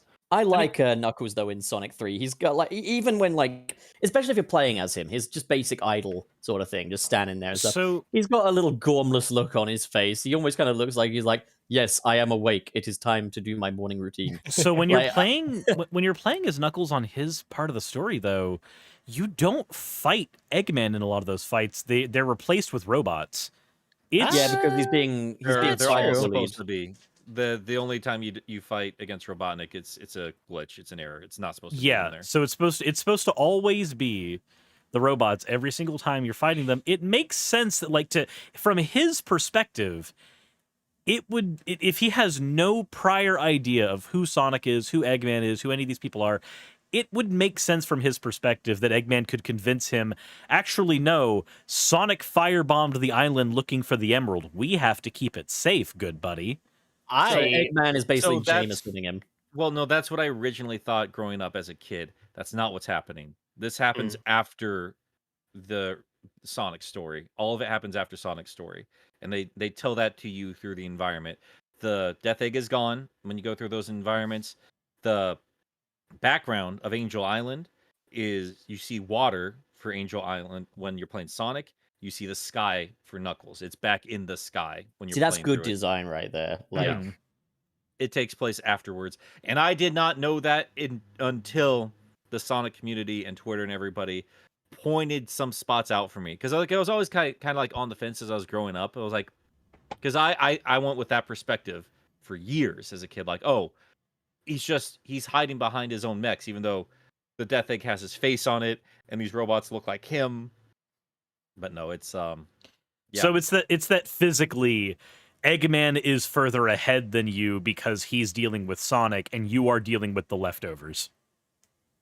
so No, you like, wanna- you're doing cleanup because you have already dealt with Eggman. Like it's kind of Mecha Sonic's doing at that point in the robots. so Eggman's not Knuckles' involved story in is that story. effectively Sonic 4, basically.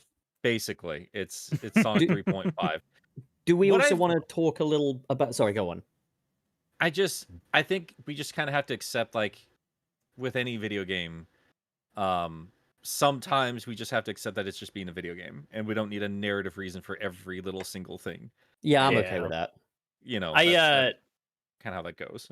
I was thinking though, just that sorry, this is getting a little off track here, but because we're adapting Knuckles for the films, I like to think because of what we saw in the first movie, there's kind of a little bit of a history there, specifically like with the hedgehogs, and the echidnas, and that's like why they're hunting him down and everything, which might kind of lend into why Knuckles is so easily manipulated into thinking Sonic is evil. Maybe Knuckles. that just was needed my an head excuse. canon. My head canon was, and I didn't think about this until I was writing the scripts for those videos. Was Mecha Sonic being there is why that I would use that in a story if I was gonna be adapting that into a comic book. I would use Mecha Sonic Yeah. from the distance, being like, no, this fucker is a danger to you and your island, and the fact that he can go super, again, just emphasizes that. I don't know if like Iggy would have access to superpowers. prior to that. Maybe Knuckles mistakes Mecha Sonic for Sonic, and that's why he's after Sonic. That's exactly what I was just saying, Bob. Speaking Yeah, of mistaking things, okay, so one of my favorite things about the special stages is second half of the game you're purifying the Chaos Emeralds into Master Emeralds, right? Super Emeralds. But yes. Shit. I'm sorry. Super Emeralds. Why they got rid of them? No, but like there's that whole mural that's in there of like Eggman oh no, and wait. Sonic. I'm sorry. I feel like I just had a stroke. I'm mixing up like 3 different games. I'm thinking of the mural from Sonic Adventure. This has nothing to do with what I'm I talking want about. to point out something quick. Lederick is using the picture that he won, the NFT. Perfect. awesome. Yes. Thank you. did No, we lost. Now we just got to get rid of Smacko, and then we get. He does bring up a good point, though. It would be cool if we got some hedgehog lore to go through our echidna lore. We don't have a lot of actual Yeah. hedgehog lore in Sonic's world. No, we don't. It is funny. Because I think I wanted to mention this at some point last week from whatever it was we were talking about, and I didn't get a chance to. Although, do we want to do a retrospective of Sonic Adventure 1 at some point? Oh, absolutely. Yeah, We'll go through all of them. Duh. I will But, save like, it. I'll save it for then. Thinking I'll save about it for then. like a potential rivalry between echidnas and hedgehogs, I just want to see Knuckles beat the fuck out of Amy now. Jesus Christ. Right? Jesus. For some reason, I just had this image in my head. You know that like thinking of her meme? I'm just imagining Wayne sitting there going thinking of her, and it's just the mural from Sonic Adventure. I think about it a lot. Listen. So, shall we talk about Carnival Night? Yeah. I feel like this level was kind of like they looked at Casino Night and were like, we need one of those for this one. But, Oh, But yeah. they by no didn't. means But they is that- didn't think about like what it meant to have one of those levels on Angel I Island. mean, I guess like every island in Sonic mythology has that one fun place, you know, like it's natural landscapes, but there's just this fucking carnival all in the middle of it. It's just like there's a And random yeah. casino in Lost World too for no fucking reason. Yeah, there's a casino in the Lost Hex. It's the kind of thing where if Sonic ever discovered the Bermuda Triangle, there'd be a fucking theme park in it. I do think people underestimate, because I know we talk about Chemical Plant a whole lot, but I think people underestimate just how impactful Casino Night was for the entire Sonic franchise going forward. But It's like yeah, a mid-game party, isn't it? Like, yeah, and Carnival Night definitely. I mean, I remember the advertisement for that. The art for the European box art is Carnival Night there, and for the commercials, Carnival Night everywhere. And it's because it's a graphical showcase more than anything else, I would say. Because you're definitely seeing like the thematic elements between that and Casino Night. But yeah, it is a beautiful spectacle of a level, and then that became the entirety of Knuckles Chaotic. Yeah. But it's so constricted compared to Casino Night, and I always ended up like running out of time in the second act, like I would with Casino Night, but for the entirely wrong reasons. Like it was just too long occasionally, as opposed I to get Casino Night, lost where I'm in like, Act 2. I'm not gonna lie, I loved Carnival Night. I still do love Carnival Night, but The barrel needed telegraphing. It needed like an up-down arrow next to it or something. I'm gonna be honest. It wasn't until I got exposed to the Sonic community at large that I realized that people actually had trouble with that barrel.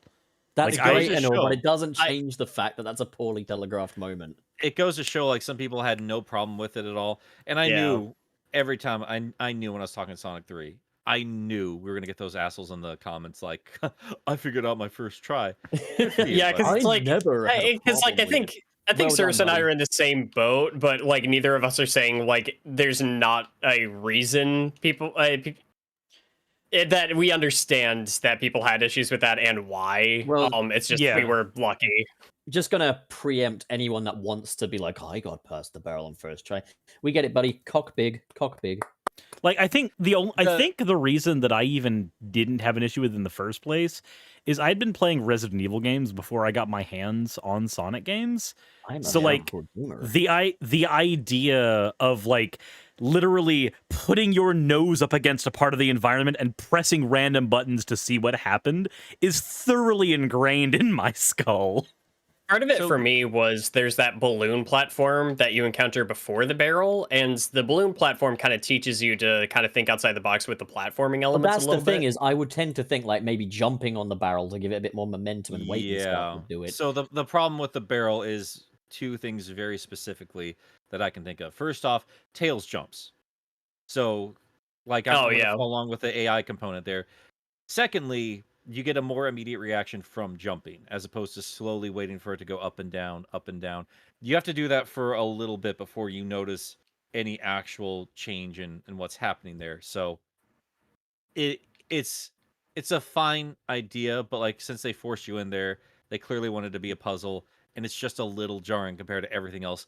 When you know what it is, it's not a big deal. It's fine, but it should have been a different color, or there should have been some hint in there, because like they're not above putting arrows and shit like they've done that in previous games, like shaped out of rings and stuff like that. Yep. Or if they just put Cope back in there. Just cope. And Cope would at least, you know.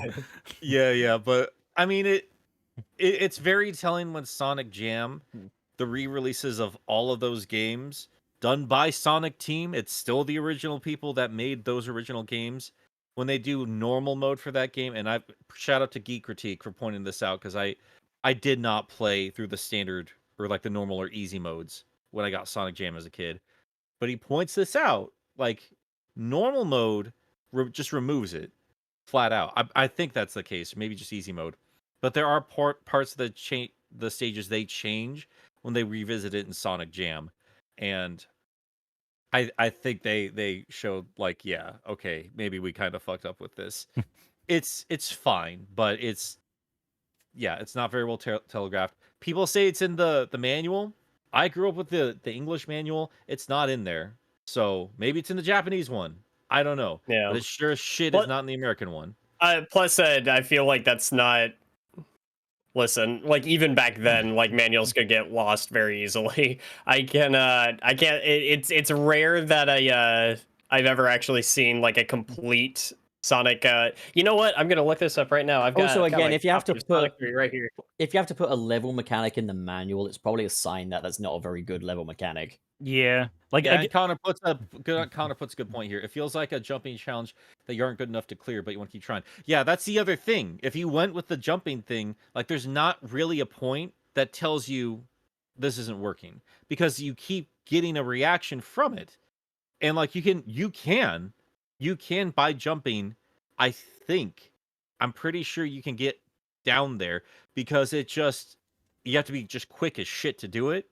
But like jumping does get that reaction too. So the best way to do it was like if there was like no reaction from jumping. Like that would have been it, honestly. I think with that particular barrel, it should have been to like access a secret area or a special stage or something, but it shouldn't have been not to gated progress through the main progression. level, because like on average most people would never think to press up and down, because technically Sonic's not even doing anything to influence that barrel. Like every other mechanic in these games is done through Sonic influencing it in some way. For example, landing on a spring has him go up and stuff, but there's no in-universe thing that Sonic is doing to make that barrel move up and down. You're effectively controlling the platform. And yeah, just flip through it. It's nowhere in the manual. Yeah, it's I have it here too. I'm looking it up. I'm looking at the manual too. We all did it. Well, I've looked at this for a couple times before, but yeah, I guess that actually goes against what I complimented the game for earlier, which was like these very singular things and levels. Because if they had trained you with different things leading up to that point, it wouldn't be a big of a deal. And there are barrels that react like that in the level. But again, they're not differently colored. They're not all the barrels are doing different things, and there's no other point in that game where it stops you to do the up and down things. So yeah, it's whatever. We're talking about it forever. We can keep going. It's not a big deal. I guess we get to talk about the best music in this game. Yeah, I'm gonna be honest. I don't think Ice Cap is the best music in the game. I think it is. I like it. I like it. I love Ice Cap's music so much. It's so good. I honestly prefer the beta version. You are I a don't hate beta it. version. I'm gonna be real though. Like the beta soundtrack for Sonic 3 has some amazing stuff, especially Supersonic's theme, which should have been the fucking Supersonic theme in the game, in my opinion. It's It's good when it's actually running through a Genesis sound chip. Yeah, it is, but like, is good though. Is good. I much prefer the beta stuff over what we got. Again, this is my favorite game of all time. I got a lot of nostalgia for it. I mean, Ice Cap would probably be the only one I would say I prefer from the newer soundtrack. Well, still, hell yeah, man. We both prefer most of the beta soundtrack. Here's to being beta males. High five. Oh, boy. At least he owns it, man. You gotta own the joke. But yeah, I'd much prefer. I mean, Carnival Night just alone. Carnival Night. As I grew up as a Michael Jackson fan as a kid, and even then I was like, buddy, this is a bit too much. Like, this doesn't sound like Sonic to me. I don't know what this is. Can I just say the song Hard Times is a fucking bop, though? I prefer that to the game version. You prefer the actual instrumental and music. It's fine. It's fine. Well, look, some people like the Genesis sound chip and stuff, but I also like more the melodies and stuff of Hard Time. It is different.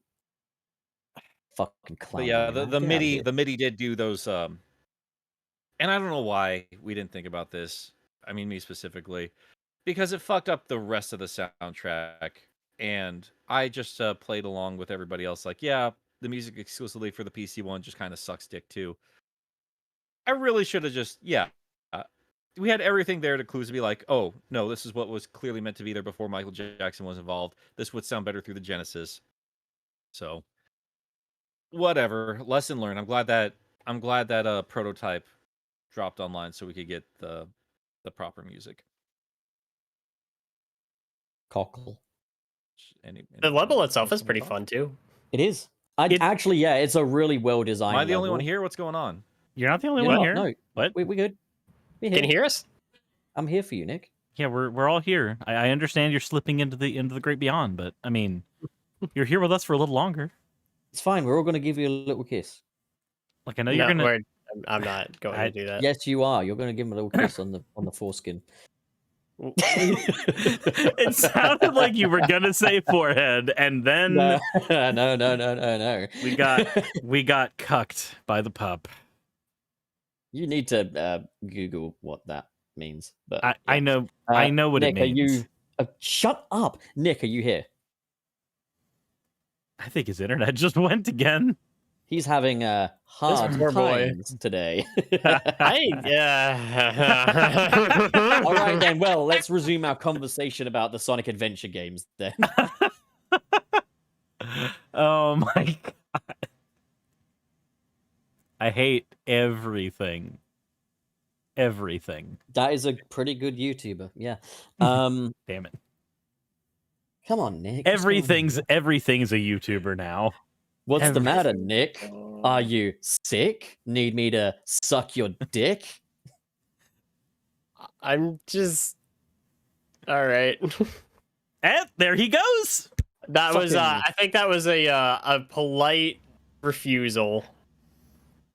Yeah, maybe this should be a 2-pattern. I think it means parter. Yeah, I think he definitely. I think he does mean parter.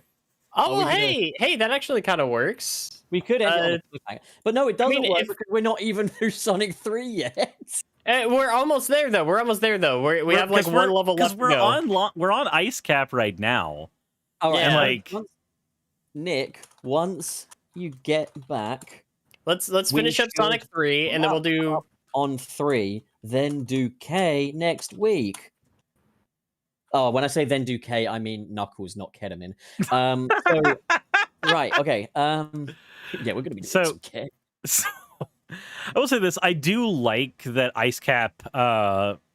Ice Cap begins with a really cool set piece, and something that we do get to see later on in other Sonic games, because we get the Ice Cap Zone in Sonic Adventure, we get City Escape in Sonic Adventure 2, that begin with this same like jumping down on the snowboard idea, which I mean. I understand in hindsight is literally just Sega going, all right, guys, what is cool in the 90s? BMX? to the extreme. Let's do BMX, but in Sonic the Hedgehog, everyone. I think another thing I really like about Ice Cap is that it doesn't dick you about by making the level overly slippery. No, I agree with that, because it is so easy for a Sonic, for any game, to go, the ice level's gimmick is it has slippery floors. Which there's less ice physics in Ice Cap Zone than there are in Mario's basic movement in Super Mario World. Yeah. He's slippery as fuck in that game. I don't know if anybody remembers, but holy shit. So, Easy to slip into Mario his Italian 3 butthole then, eh? Mario 3 does control a lot tighter than Mario World. I can agree with that.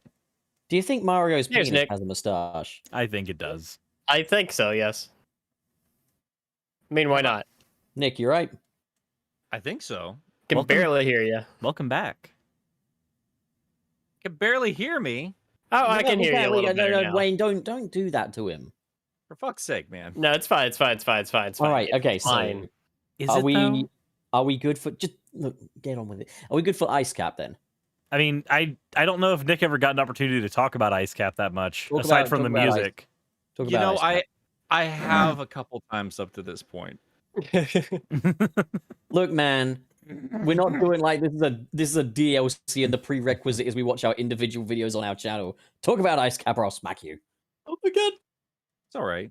A couple things. So the snowboarding was advertised all the time when that game was coming out, and it is just a nothing thing. It looks cool. It's a but set piece. That's all. But it's a set piece. It's not built into the environment, and I think the fact that we saw it come back in Adventure Oh yeah, in more than one way is very telling. I And really in the think upcoming Adventure did movie. more of that. I think Adventure did do it better, but like Because in that's a Adventure we conversation for actually another got day. control. I over don't it. hold it against 3 though, because 3 came before, so it's like, you know. I don't hold it against it, but you could tell that they wanted to do it more right. than they did. It's at least better than Sonic 4, and at least has an excuse. Yeah, that's why I do think it's cool that they're bringing it into the movie as well. Oh, I can't wait for that. Yeah, Yeah, it's That's gonna be cool. memorable. it's certainly going to be a thing. it's a very 90s thing, and they had to get It's Sonic on happening. skateboards and snowboards, man. It just had to happen. That's that's literally exactly what I like. As you hopped off, my points were I'm glad it gets revisited better later, and it feels like they did this just so they could have BMX in Sonic, because of course they would. Is Yeah, of BMX course. something different over there? Because over here, BMX is cycling. It is cycling, so I don't know. It is cycling here. I think what he means is anywhere. SSX, isn't it? SSX, Sure, yeah, why not? like SSX tricky, Yeah, like that. Yeah. That's what it's called. That's the official name for the entire sport. SSX Tricky. SEX tricky. Sex tricky. Maybe for you, but not for me. For me, it's downright impossible. oh. Oh. That What did joke you- got wh- sadder. What was it you said beforehand? At least he owns it. I ain't gonna let Yeah. it get to me. I'm just gonna creep. And in a sexual context, that sounds terrible. I do I do want to say though that I just love again, because we were talking about like the lack of ice physics and everything in Sonic Adventure Sonic in 3? Ice Cap in Sonic 3. And It's I got to nice. agree. I got to agree with that, because it's just like, man, it's a gimmicky stage that doesn't feel like one. I think Where that's it's the just thing, like Sorry, it was go on, Wayne. reinventing what an ice level was like on That's a the thing. platformer. Because like so many other video games, like we need to make this a challenging snow level, so It we'll will make have it so that slips. it's impossible to control. Whereas Sonic 3 and Knuckles was like, we're gonna be creative with it. We're gonna make it so you can, you know, smash down these ice structures and stuff. And there's gonna be a little snowboarding. Some snow might fall on top of you that you have to jump out of and stuff. It's so much better that way than just the level is only hard because makes- you can't control it. It makes me wonder if because I know back then, like, Mario had the standard for ice levels, especially Mario 3, being that you were just no traction at all. All characters are Luigi. And I wonder if, in terms of like how game developers think about, like, not indie developers, because that wasn't a huge thing back then, but larger scale development companies, I wonder if stuff like the design of later ice levels did actually change because we had stuff like Ice Cap that did not force slipping, when that was kind of the previously established standard. Because when I'm thinking of ice levels after that, not just in Sonic, but even stuff like Mario 64, they're a lot more sparing going forward with like how much punishment ice actually does to you. And I don't think that it's realistic to say that Ice Cap had influence on that going forward, but there's a part of me that kind of wants to feel like maybe it did. Well, there's another So- thing that. Oh, sorry. I think it's out of necessity more than anything else. When you consider what Mario was doing, it is all about pitch perfect platforming. That is the entire point of Mario. Point of Ice in that specific scenario is to fuck with that. It is a new challenge to help you master these controls a little bit better. With Sonic, you already have to have a little more nuance in how you interact with it. Like it's far more complicated to bring in the momentum and the ball physics and everything else. It is already adding on to the Mario play style in some way Ball or another. physics. Like, yeah, Sonic's already doing its own different thing. And if you try to bring in slippery mechanics with that, I think it just falls on its face. Pun fully intended.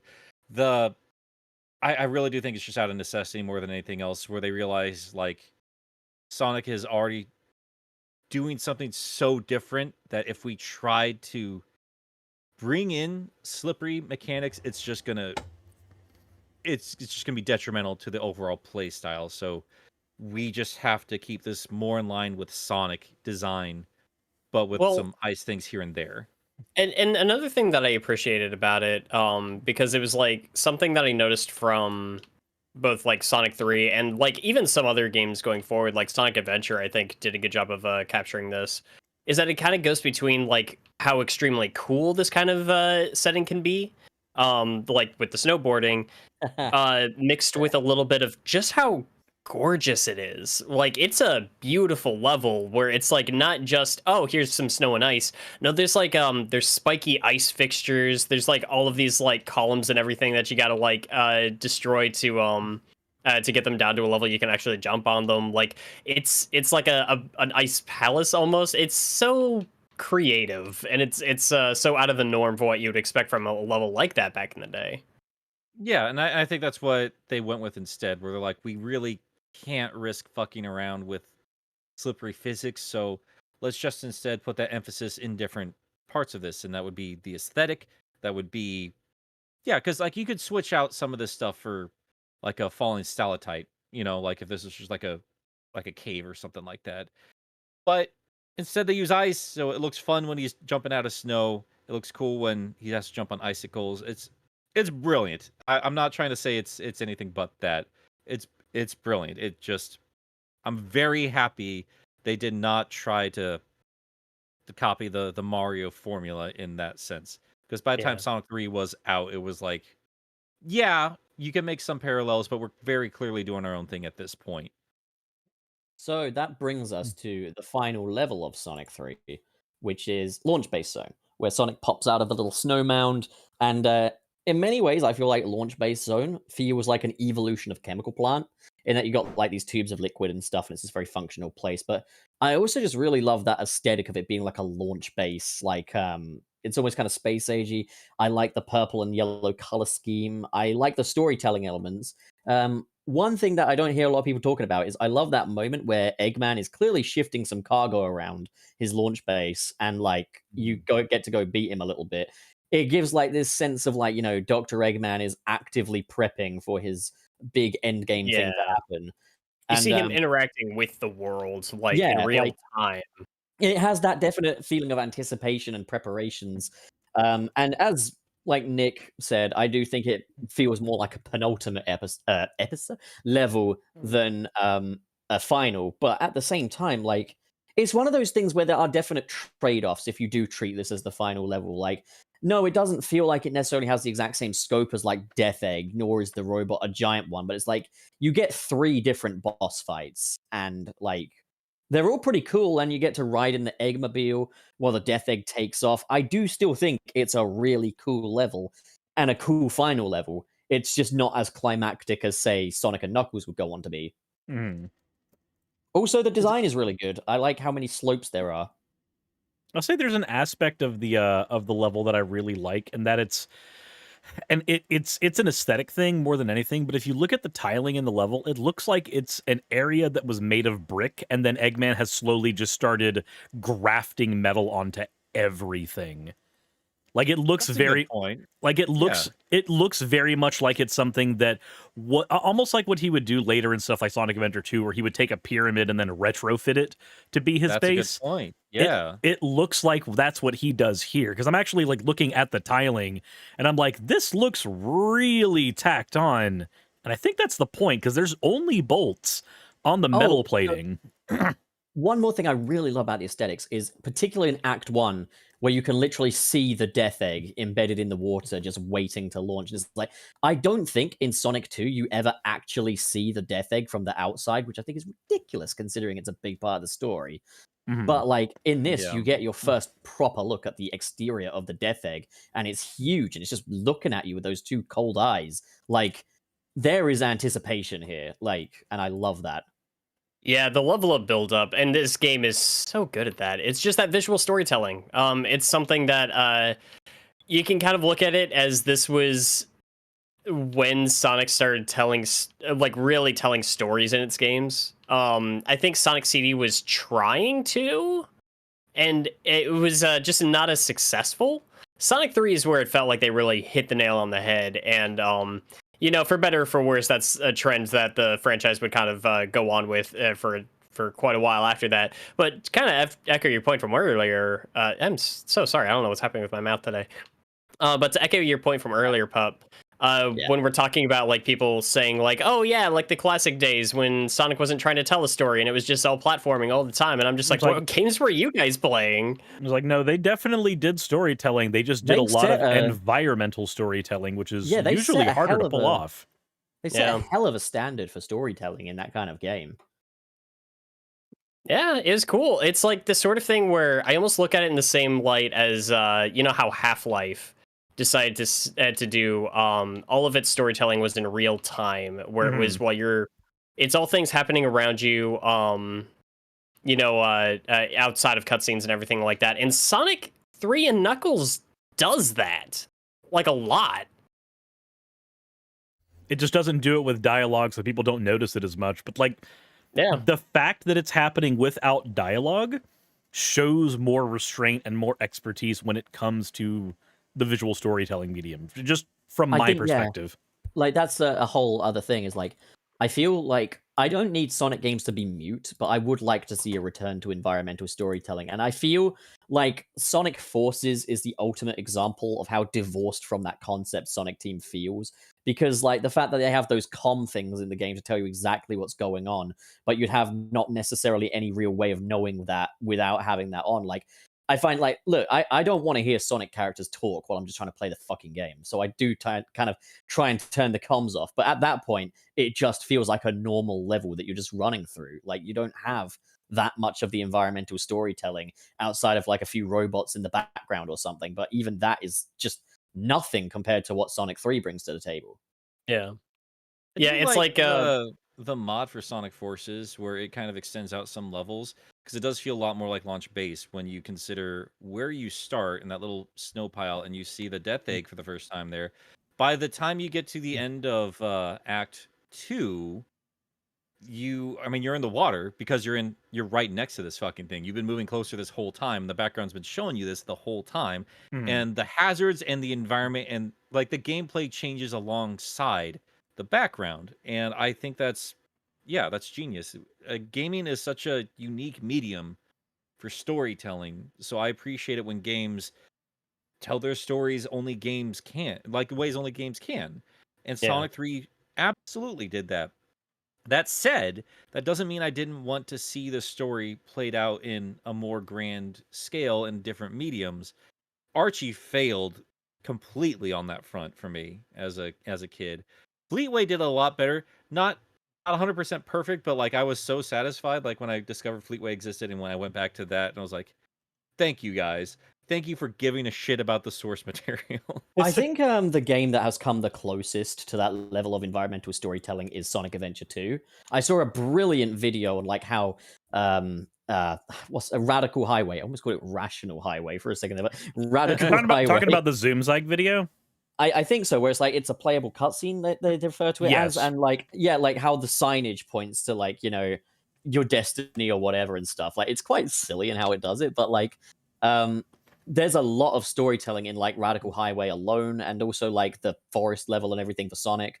Like, I think Sonic Adventure 2 is definitely the closest we've ever come to the level of environmental storytelling that we have in Sonic 3.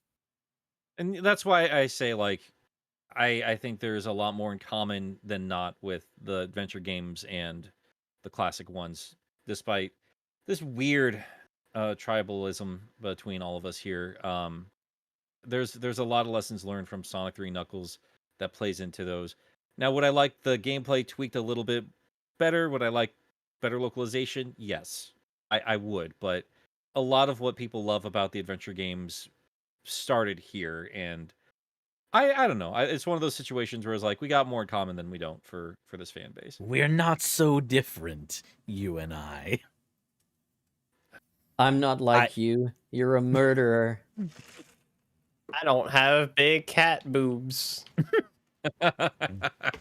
One of those is true. I'm kidding, what? Oh God. Oh my God. Well, guys, we do really appreciate you hanging out with us as much as you have. If you can't tell though, we've had a hectic podcast. We didn't mean to. My internet's being weird, and I'm worried it's gonna get weird again. So we probably are gonna have to redo a couple things with the thumbnail and Yeah, I will sort that. Don't worry. Yeah. So shall we? we're gonna let's just pull a Sonic team and cut it in half. We'll go have some McDonald's, since that's the real reason. Oh God damn it! I'm gonna do that now. I'm gonna go get McDonald's. I like how we've all been like, oh, they splitting this game in half is a bad thing and stuff, And and now then we've we're fucking doing done it that ourselves. with the actual. Well, there you go. We learn a little something. We learn to empathize. But shall we now talk about the super chats? Yes, we can talk I don't about. know why I money. worded it like that. We'll talk about those super chats. Am I right? Well, those are for next week. Right now, we only have the chaos chats. Ah, you're right. You stupid son of a bitch! I hate you. Don't worry. After next episode, we'll be able to talk about why Hyper Sunset City matters. Right, so before Suris makes another fucking terrible pun, let's just go on with this and go around the table. So I'll start us off with Sony, or Sony. When are we ever going to find out how that's pronounced? The same time we figure out how Hydrocity is pronounced, Pup. Sends 5 rings and says, I think Zavok would be a great antagonist for Knuckles. That's it. That's the message. Oh. Now, yeah, you guys are all going to go on about the IDW now, aren't you? Just read the fucking book, man. For God's Shall sake. I just go make a coffee while you guys talk about IDW? I mean, my you God. could go read it. You can always watch Nick's most recent. You can watch Nick's The Game Apologist Sonic speed reading on Bad Guys, the miniseries. No, it was actually. So I do intend to get somewhat at least caught up with the IDW. I'm still going to say this. Whether or not they fix his personality is one thing or another. Zavok needs a redesign to make him look less like Bowser, because all of those Bowser aesthetics are present with Zavok. No, they need to find a way to make him resemble Zavok, but ditch the Bowserisms. He needs to stay as close to Bowser as possible so the Sonic fandom can make it proper Bowsette Zavok. Right, just Nick, please get us to it with our pal Jamal. Suris, what have you done? Pipes up again. Suris. I cannot with your filthy mind today. I cannot. Well, I've said that knowing full well somebody's going to draw art of that shit. So Jamal Don't. is ink in here. I was gonna say, is ink in here? So Jamal sent us 5 honeybees. Happy Bee Theory Friday, Sunset City. Nick Milk cross Suris Milk is always canon, guys. I love Jamal so much. I love you're just saying his name wrong, incorrect. You're just saying it wrong. I'm not Just saying it leave it wrong. off. I'm saying it with an English accent.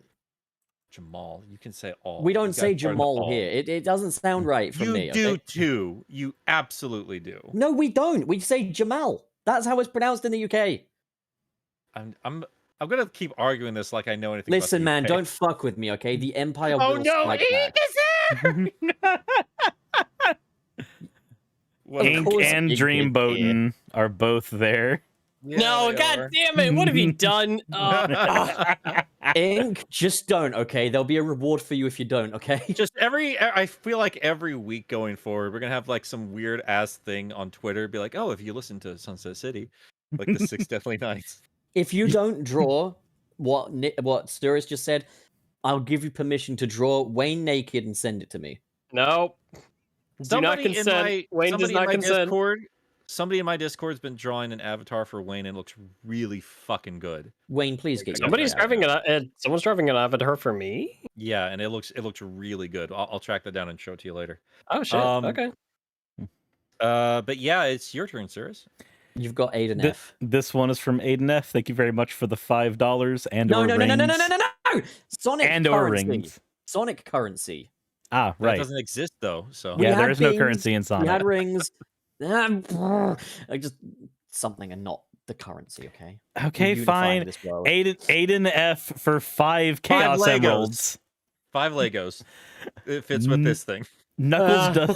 Knuckles doesn't buckle his shoes. Hope you're having a pretty wizard Friday, as the teens say. Wait, they're the teens now. They're not the kids anymore. Wayne, you're getting old. No, they're all saying it. The teens and the kids are both saying it. How do they stay so hip? I'm telling you, man. At this point in our lives, they're all kids. Let's be real. Come on. And I was about to say that, yeah. We have... Not me, I'm 13. So we have That means I'm Dreambone. going to jail. Yeah, I've been groomed, guys. We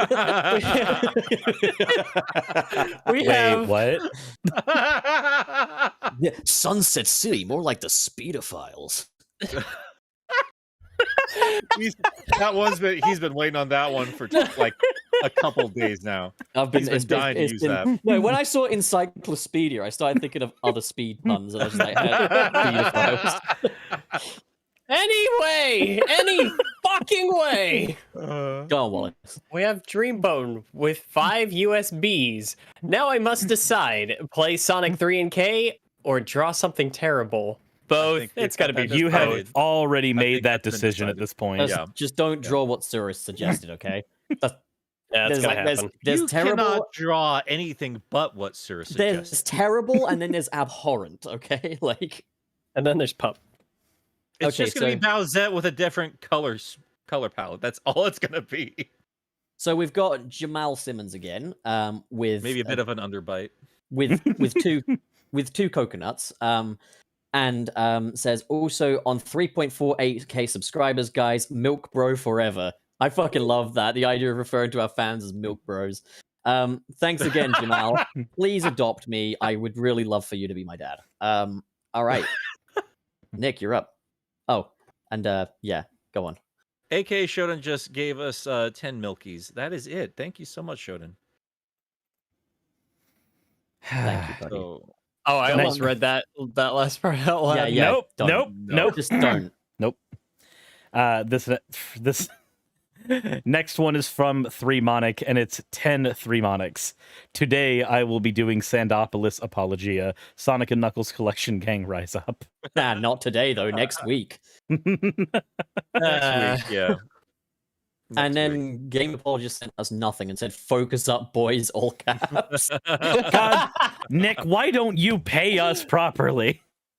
Wait, hang on. He's not in charge of accounts though. I am.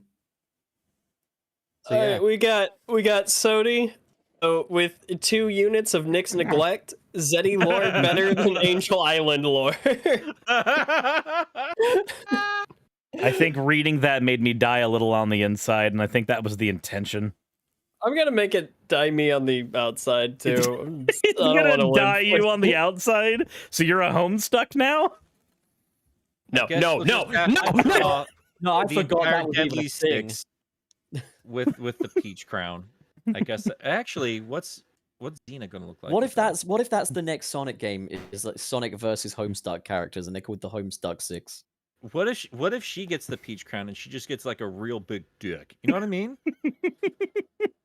I never mean, watched Homestuck. Listen, I wouldn't It's know. it's not I don't know what Homestuck is. We're talking Homestuck fucking is. Bowsette jokes. that's just an I don't know internet what the thing. fuck Homestuck is. Oh, no. Don't worry about Is that it. the gray stuff with the? Is that the gray people with the antlers? Yes. Yeah, I've seen the designs around. I have no idea what the fuck it's about though. Hey, from what I can tell, it's a perfectly fine webcomic with fans that just took literally everything they possibly could way too far. I don't think I would say it's Oh. a perfectly fine webcomic, and I own the physical copies.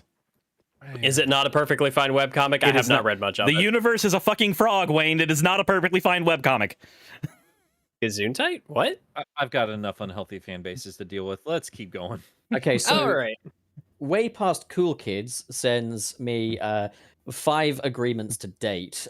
Says, "Good morning, everyone. Blue Heart. This might be my favorite episode. This is my childhood game and is nothing short of a masterpiece. Also, Knuckles is black. Black fist bump. Yep, he is." That doesn't look black to me. Yeah, no, Discord. It kind looks of- more like that in the in the YouTube chat. one. I think Discord Oh, has nice. its own. Discord Nice, has its own nice. agenda. on that Yo, one. Discord's That's weird. whitewashing. Discord. That's pretty sus. I do think it's interesting that the emotes transfer from one program to another. It is. Yeah. Technology is Just wild a shame that and Discord racist. has its own little set of views on that. Huh? Yeah. So Jeremy Montoya sent us 50 rings. I think that's an appropriate time to use rings there. And that's a thank you. My goodness. Wow. To say Bing Bong. You spent all that just to say Bing Bong? And you know I what? mean, why not? We are thankful Well, for we had every not penny of it. Right, let me get We're- my blockchain. Thank you for We're the making- 50 Bing Bongs. We're Thank you making for the this guy 50 Bing another Bongs. NFT. Let me just go burn down a rainforest real quick. Oh god.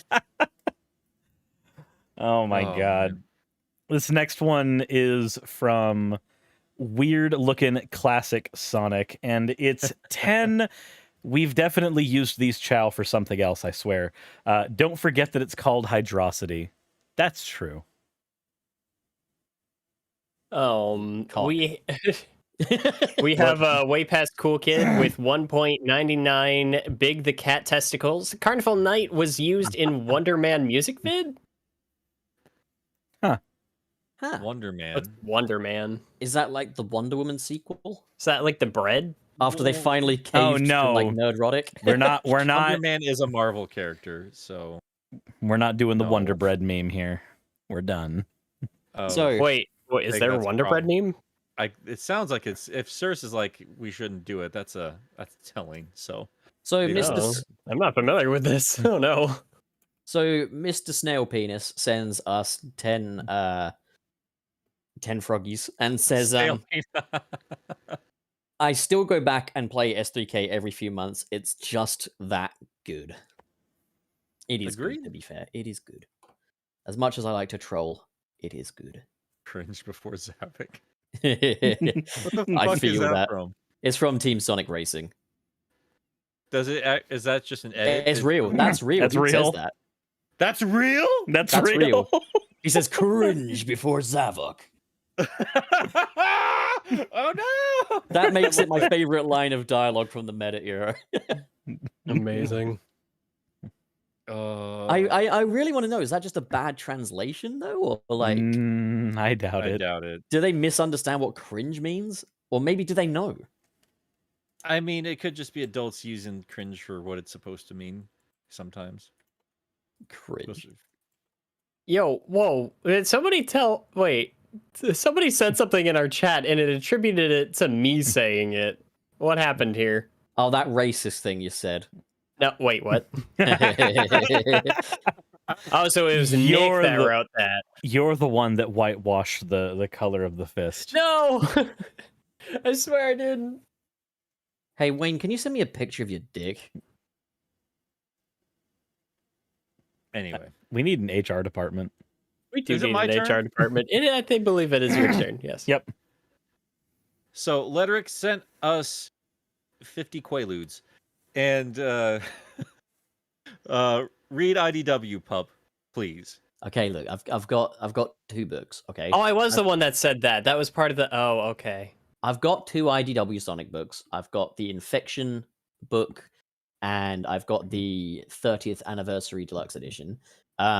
And I haven't read the 30th Anniversary yet. I have read the Infection book. Now, no disrespect to IDW, I do want to keep up with everything that they're doing.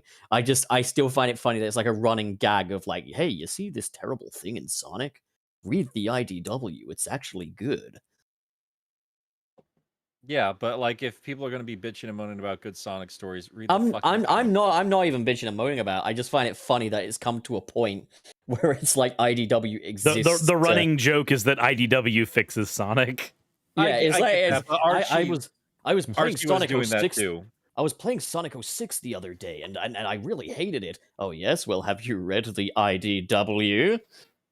For the sake of jokes aside, though, since we are a Sonic podcast and Ian Flynn's been such an influential part of the satellite material to the point where he's now going to be taking over for the next game at the very least in terms of the script, I think it would be good on all of us to be on top of maybe at least one comic series. It is worth noting when you said Ian has been influential, I figured you could say he's been Influential.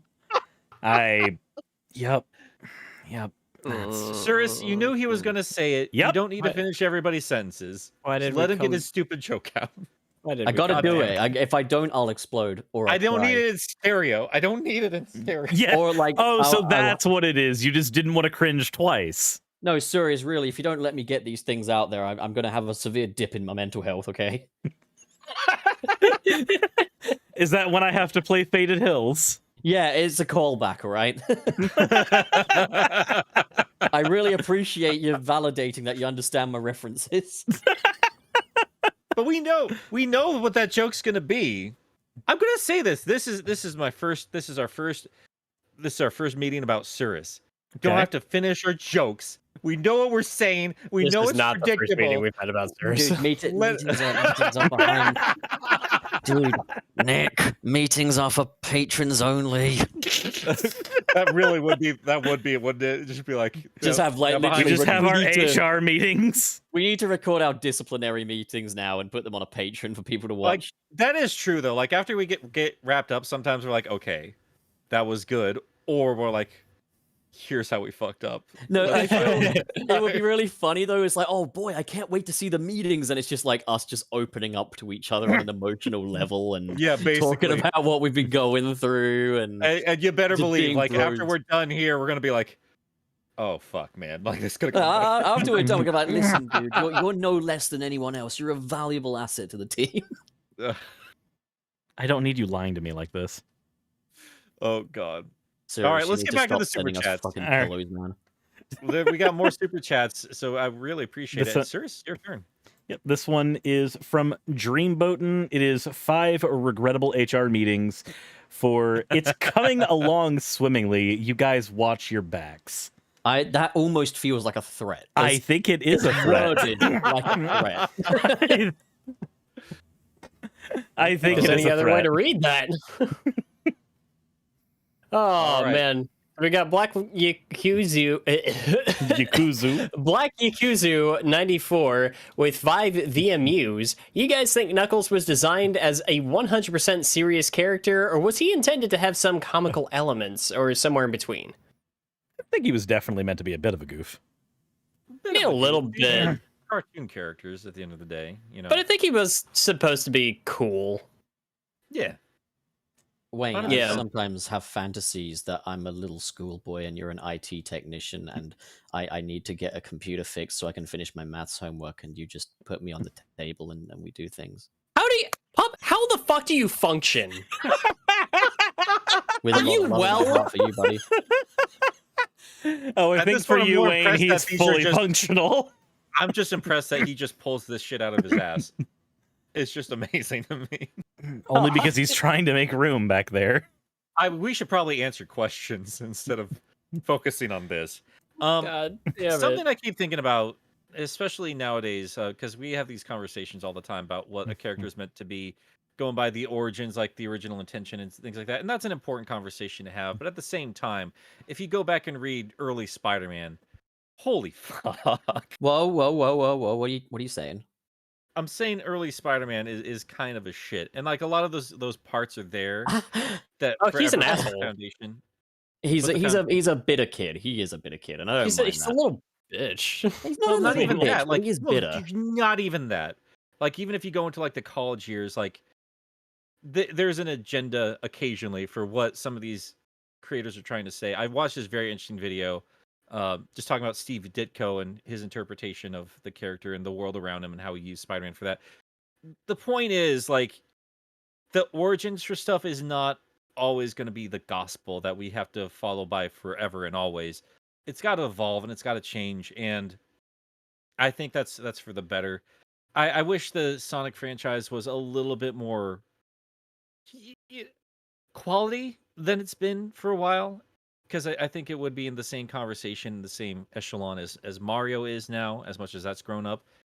Because I think a lot of us would be a little bit more okay with Knuckles being interpreted in all these different ways. Because Boom Knuckles, despite him being, I think he's in terms of a problem, in terms of like, we didn't have Knuckles being what we knew him to be and why we loved the character. It's so far removed from that. But at the same time, like he's like one of the best parts of that interpretation of the canon. You know, he's really He is one of the fucking most funny. fondly remembered pieces of that. I mean, the way I see it, like, it's something I've been kind of coming to terms with, like, myself, and like with how I've interacted with people on Twitter, with the rise of, like, for example, the MCU Spider-Man and, you know, the Snyderverse and everything. I've kind of learned that it's like it's very easy to, as like a fan, a long-term fan, to see change and say they did this wrong. When in actuality, no, it's a deliberate change. They didn't just fuck this up by accident. And I think, like, there is still ultimately a difference. Like, there is still a thing where it's like you've changed it and it defeats the purpose of that character. But Sonic's characters outside of specific games aren't always really all that purposeful. So I think it's kind of okay in the case of Boom Knuckles. Like, if they made it so Knuckles' whole thing is he has small hands and doesn't punch anything, yeah, that would be quite a difference. But like, you get what I'm saying here. I also understand the counterpoint to that, where people have been saying like, well, yeah, but when you consider how he's been treated up to this point, this is how it's been distilled.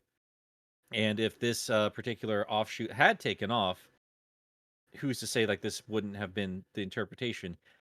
Of course, at this point, it's a shoulda, woulda, coulda. I'm not even a shoulda, woulda, coulda. It's a what if scenario, you know. But I don't know, man. Like at the same time, yeah, like it's a complicated conversation because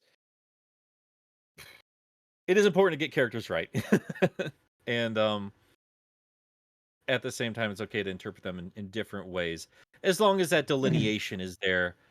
I think it's okay because Boom Knuckles is not how I would have default Knuckles, but I like him for what he is in the stories they're telling, and at the same time, I'm also happy I live in a world where it looks like they're gonna re-emphasize how much of a badass he can be with the new movie coming out. And I know I've said like we gotta chill on Ken Penders last week. Ironically, that same day, he's showing up in my replies in Twitter and just being obnoxious as fuck. But like, he is gonna. I'm gonna be very interested to see what he's like on Twitter after that movie comes out. I'll tell you. Well, that you much. see, when I was writing Knuckles, this is what I was trying to do. And I'm glad that they lifted my idea wholesale that I and only I ever wrote. You see this echidna that I made that looks a lot like that other echidna that someone else made. Well, this echidna is mine. This one is mine. There are many like it, but this one is mine. My OC, my Sonic OC, Blue the Fast Hedgehog, is my own property. Okay, He is Cecil who will not slow. What was it, Stanley? It was Stanley who will not Stanley slow. who will not slow. I gotta find that artist. It's hard to track them down. That's so fucking good. Oh, Do we still have other? we still have other super chats. We got Yeah, more we still to got a go. couple. Who's up Ne- next? I believe it's Suris. Pup. I thought Pup was up next with Smackos. Pup with Smacko. Oh wow! I guess I Alright. just rambled so much I owned it. I'm sorry. Full of tenders Smacko sends two tailses, or two penders actually, and he says, "Help! People are stealing my NFT." Also, Knuckles, no, they're not. You stole the NFT from Lettering. Give it back. God damn it. The gotta blockchain say, will guys, prove it. I gotta say, guys, I've always been on the fence a little bit about just like being done with Twitter because it is a little festery at times. It's very addictive, but I gotta say after this Twitter blue thing, I'm very much leaning to like maybe we just gotta stop supporting these guys. Like this is a little bit too much. I'm Yeah, really sick and it tired of feels like NFTs.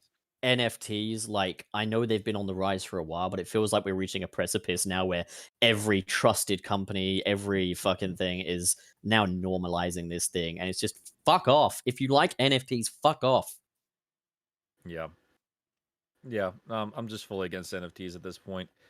I'm not gonna listen to the arguments for them.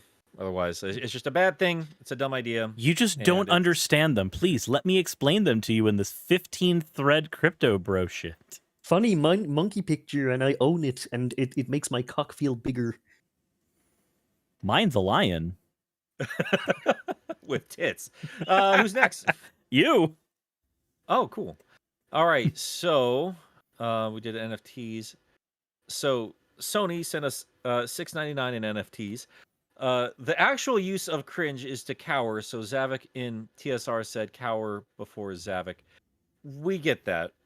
but they still use cringe, and therefore the internet will use it as it sees fit because Yep. it's much funnier that way. And I guess that leaves us with. I say it leaves us with it, and then Otis dropped one right afterwards. So we have 5 comic books. Wayne. Damn it! Wayne!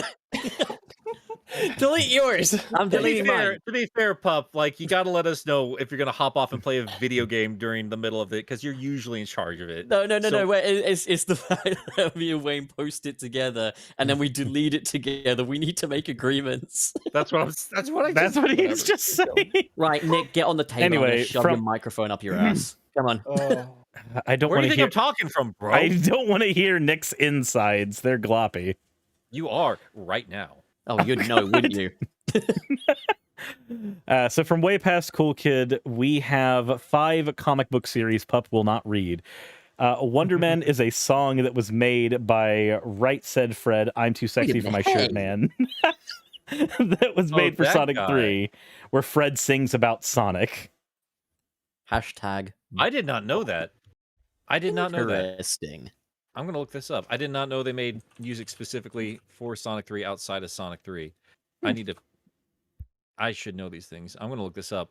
Right Said Fred, Wonder Man. Oh, I fucking hope there's a. Holy shit! Wow. They built a set for Hydrocity, or whatever, everything. Wow. Oh, we're going to talk about this next week. Send a This is picture, please. Crazy. Send a picture. Oh, I'm sending you guys the video. Send a picture. Here we go. Oh. Oh, the 90s are wild. And they got, whoa. How did we not know about this? I didn't know about this. It's all one word in the video. It's one word in the video. So they say hydrocity. The sign says Hydrocity, yeah. I mean, what does it say in the game? Is it all one word in the game? No, it's all one word in the game. So it is Yeah. hydrocity then. There's the answer. Well, no, we don't know, because in other media, like in track listings for like music and stuff like that, in Oh, but what's in Generation, the game is ultimately what matters the most. we just got done saying God, things he have to evolve. sounds like a Gungan. That's just the sound of me motorboating. To be in fair, they massive did make a cartoon Sonic Suris. 3 video called Wonder Man. So Wonder Hog. this Wonderhog. is wild. Well, Okay. I can't click the video because if I click it, everyone hears it. Well, why Oh, don't you yeah. mute it? Just you can mute it. It's the split second it pops up. I don't want. We'll look at it after the podcast. Yeah, I can look at it Yeah, after yeah, the podcast. It's Okay, fine. Wallace, you've got a super hard to Wild. read. Okay, we got Otis Small with 5 mentions of Metroid Dread. Ya boy chiming in. I feel like Channel Pup could be secretly racist because he says Sega with the hard R. Yeah, well, you say Sonic R with the hard R, so fuck you. Somebody said that in my stream the other day. Like, just called it. I don't know what the joke was, but it led to Sonic Hard R. Like that was going to be the name of it. Like I a play very intense Sonic- mod of Sonic R. I play Sonic R in hard mode. That makes me a racist. This is the most 90s shit, man. Oh. Wow. So can we get out of here? Yeah. Yeah, I think we should. Yeah, I gotta finish some stuff up, man. The train headed for Sunset City has arrived. Yeah. And we're Guys- getting off, going to the station, getting a hoagie. Oh, I swear to God. Guys, thank you so much for hanging out with us today. I know we said we're going to cover all of Sonic 3 and Knuckles, but I think it's a big bit game. off a little bit more than we could chew here. And yeah, I'll send you guys the link too. Why the hell not? There you go. So everybody else can go watch it for yourselves. This is a very God damn, this video is something else. But yeah, guys, what are you up to these days on your channels? Suris, why don't we start with you? I'm still halfway through editing my Resident Evil 3 video. I forgot how much of a pain in the ass editing could be. And Yeah. I just kind of don't want to. Oh, we got another. Oh, And no. this is from Black Yakuzu 94. Sends 5. And Hydrocity. my favorite parts of these Wow. episodes is hearing Pup slowly drain the sanity of everyone in the chat. Oh, that means I'm part of your favorite part of the thing. Oh my god, I'm so very touched, and I might take you to court for that.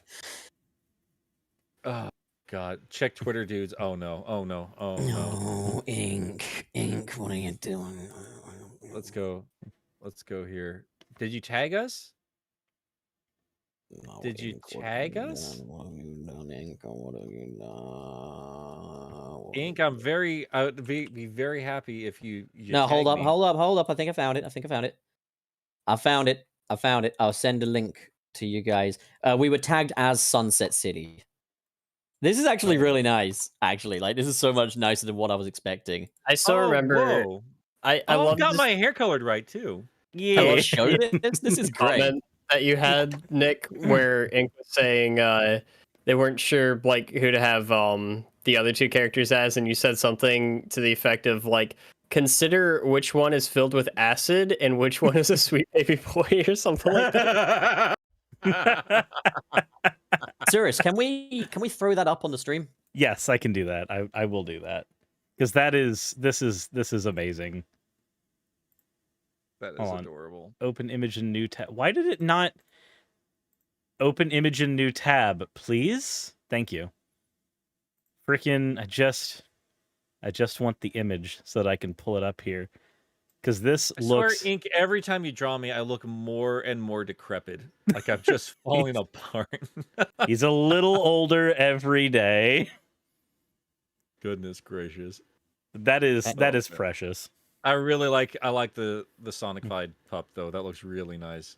And baby B Wayne. Baby B Wayne. I'm just sitting there doing my best. Hey Wayne, Wayne, can I please play with your stinger and make some honey? I'm a baby. No, you're not. You're just very condensed into that costume. You're a grown adult, man. I don't. You're older than me. Wayne, I think Rolling Pup it. is trying to see if you can pollinate him. Go on, pollinate me, daddy. So Wayne, what are you up to these days? Well, I'm actually finishing up my review of Hulk Ultimate Destruction. The Patreon version will be up later today, and then the full version will be up on Sunday, so I can finally be done with this stupid video and move on to something else. So I'm excited for that. Nice. Pup, how about you, buddy? I'm gonna make sweet love to Wallace. I mean, the live stream series of the Batman Telltale continues. We're approaching, and I think I might do this tonight even, the finale of season 1, and then we'll start season 2 shortly after. Non-YouTube related, but I'm building the Sonic Lego set. And in terms of future videos, I want to do one about the Quillgate for Sonic Forces. Not Sonic Forces, Sonic Frontiers. And I also would like to do a video on some new Spider-Man toys that I got. So, that's me. And, also, I'll be keeping up with the Peacemaker episodes as well and doing videos on them. So, I was yeah. gonna ask how you found those. I've been enjoying the hell out of them. I'm really enjoying it. It shows that even if it's not going my way, the DC Extended Universe still has a little gas in the tank. But And you need Batmite is confirmed for it too. Yeah, but we're not going to see him. So, like, they need a Batman and Superman in this universe pronto. But, like, in the meantime, I'm enjoying Peacemaker and James Gunn's contributions to this universe. Yeah. All right. Well, Quillgate. I mean, I spoke with another YouTuber about it, and he was just like, "This is just the green eyes all over again." Like, yeah. I right. literally said that last week. Oh yeah, you did do that too. Yeah. No, I mean we're. No, I get it. I'm not a YouTuber to you. I get it. You're right. Because You're I'm not a a YouTuber friend. to us. You're a friend. God damn it! I beat you. Ha! Turn off the podcast. I can't believe Pup So- was beating Suris on stream. So I have a channel called Game. Game Apologist. I just restarted doing Sunset City. Not Sunset City. We're doing Sunset City. Sonic speed reading. I'm gonna have those coming out for the next couple weeks as well. Gonna be starting Archie soon, but I'm actually coming up to the 5th anniversary of my first video being launched on February 4th. So I'm gonna plan something fun for my channel, and that's going to be a Friday, so I'll probably promote whatever I'm doing after we're done with that episode too. So Wayne, I got some beads that have the look of the red and blue spheres. I was wondering if you wanted to make a little use of them. You know, Sure, wink, you wink. need to end the show. Meeting. Yep. It's Meeting. time. It's time.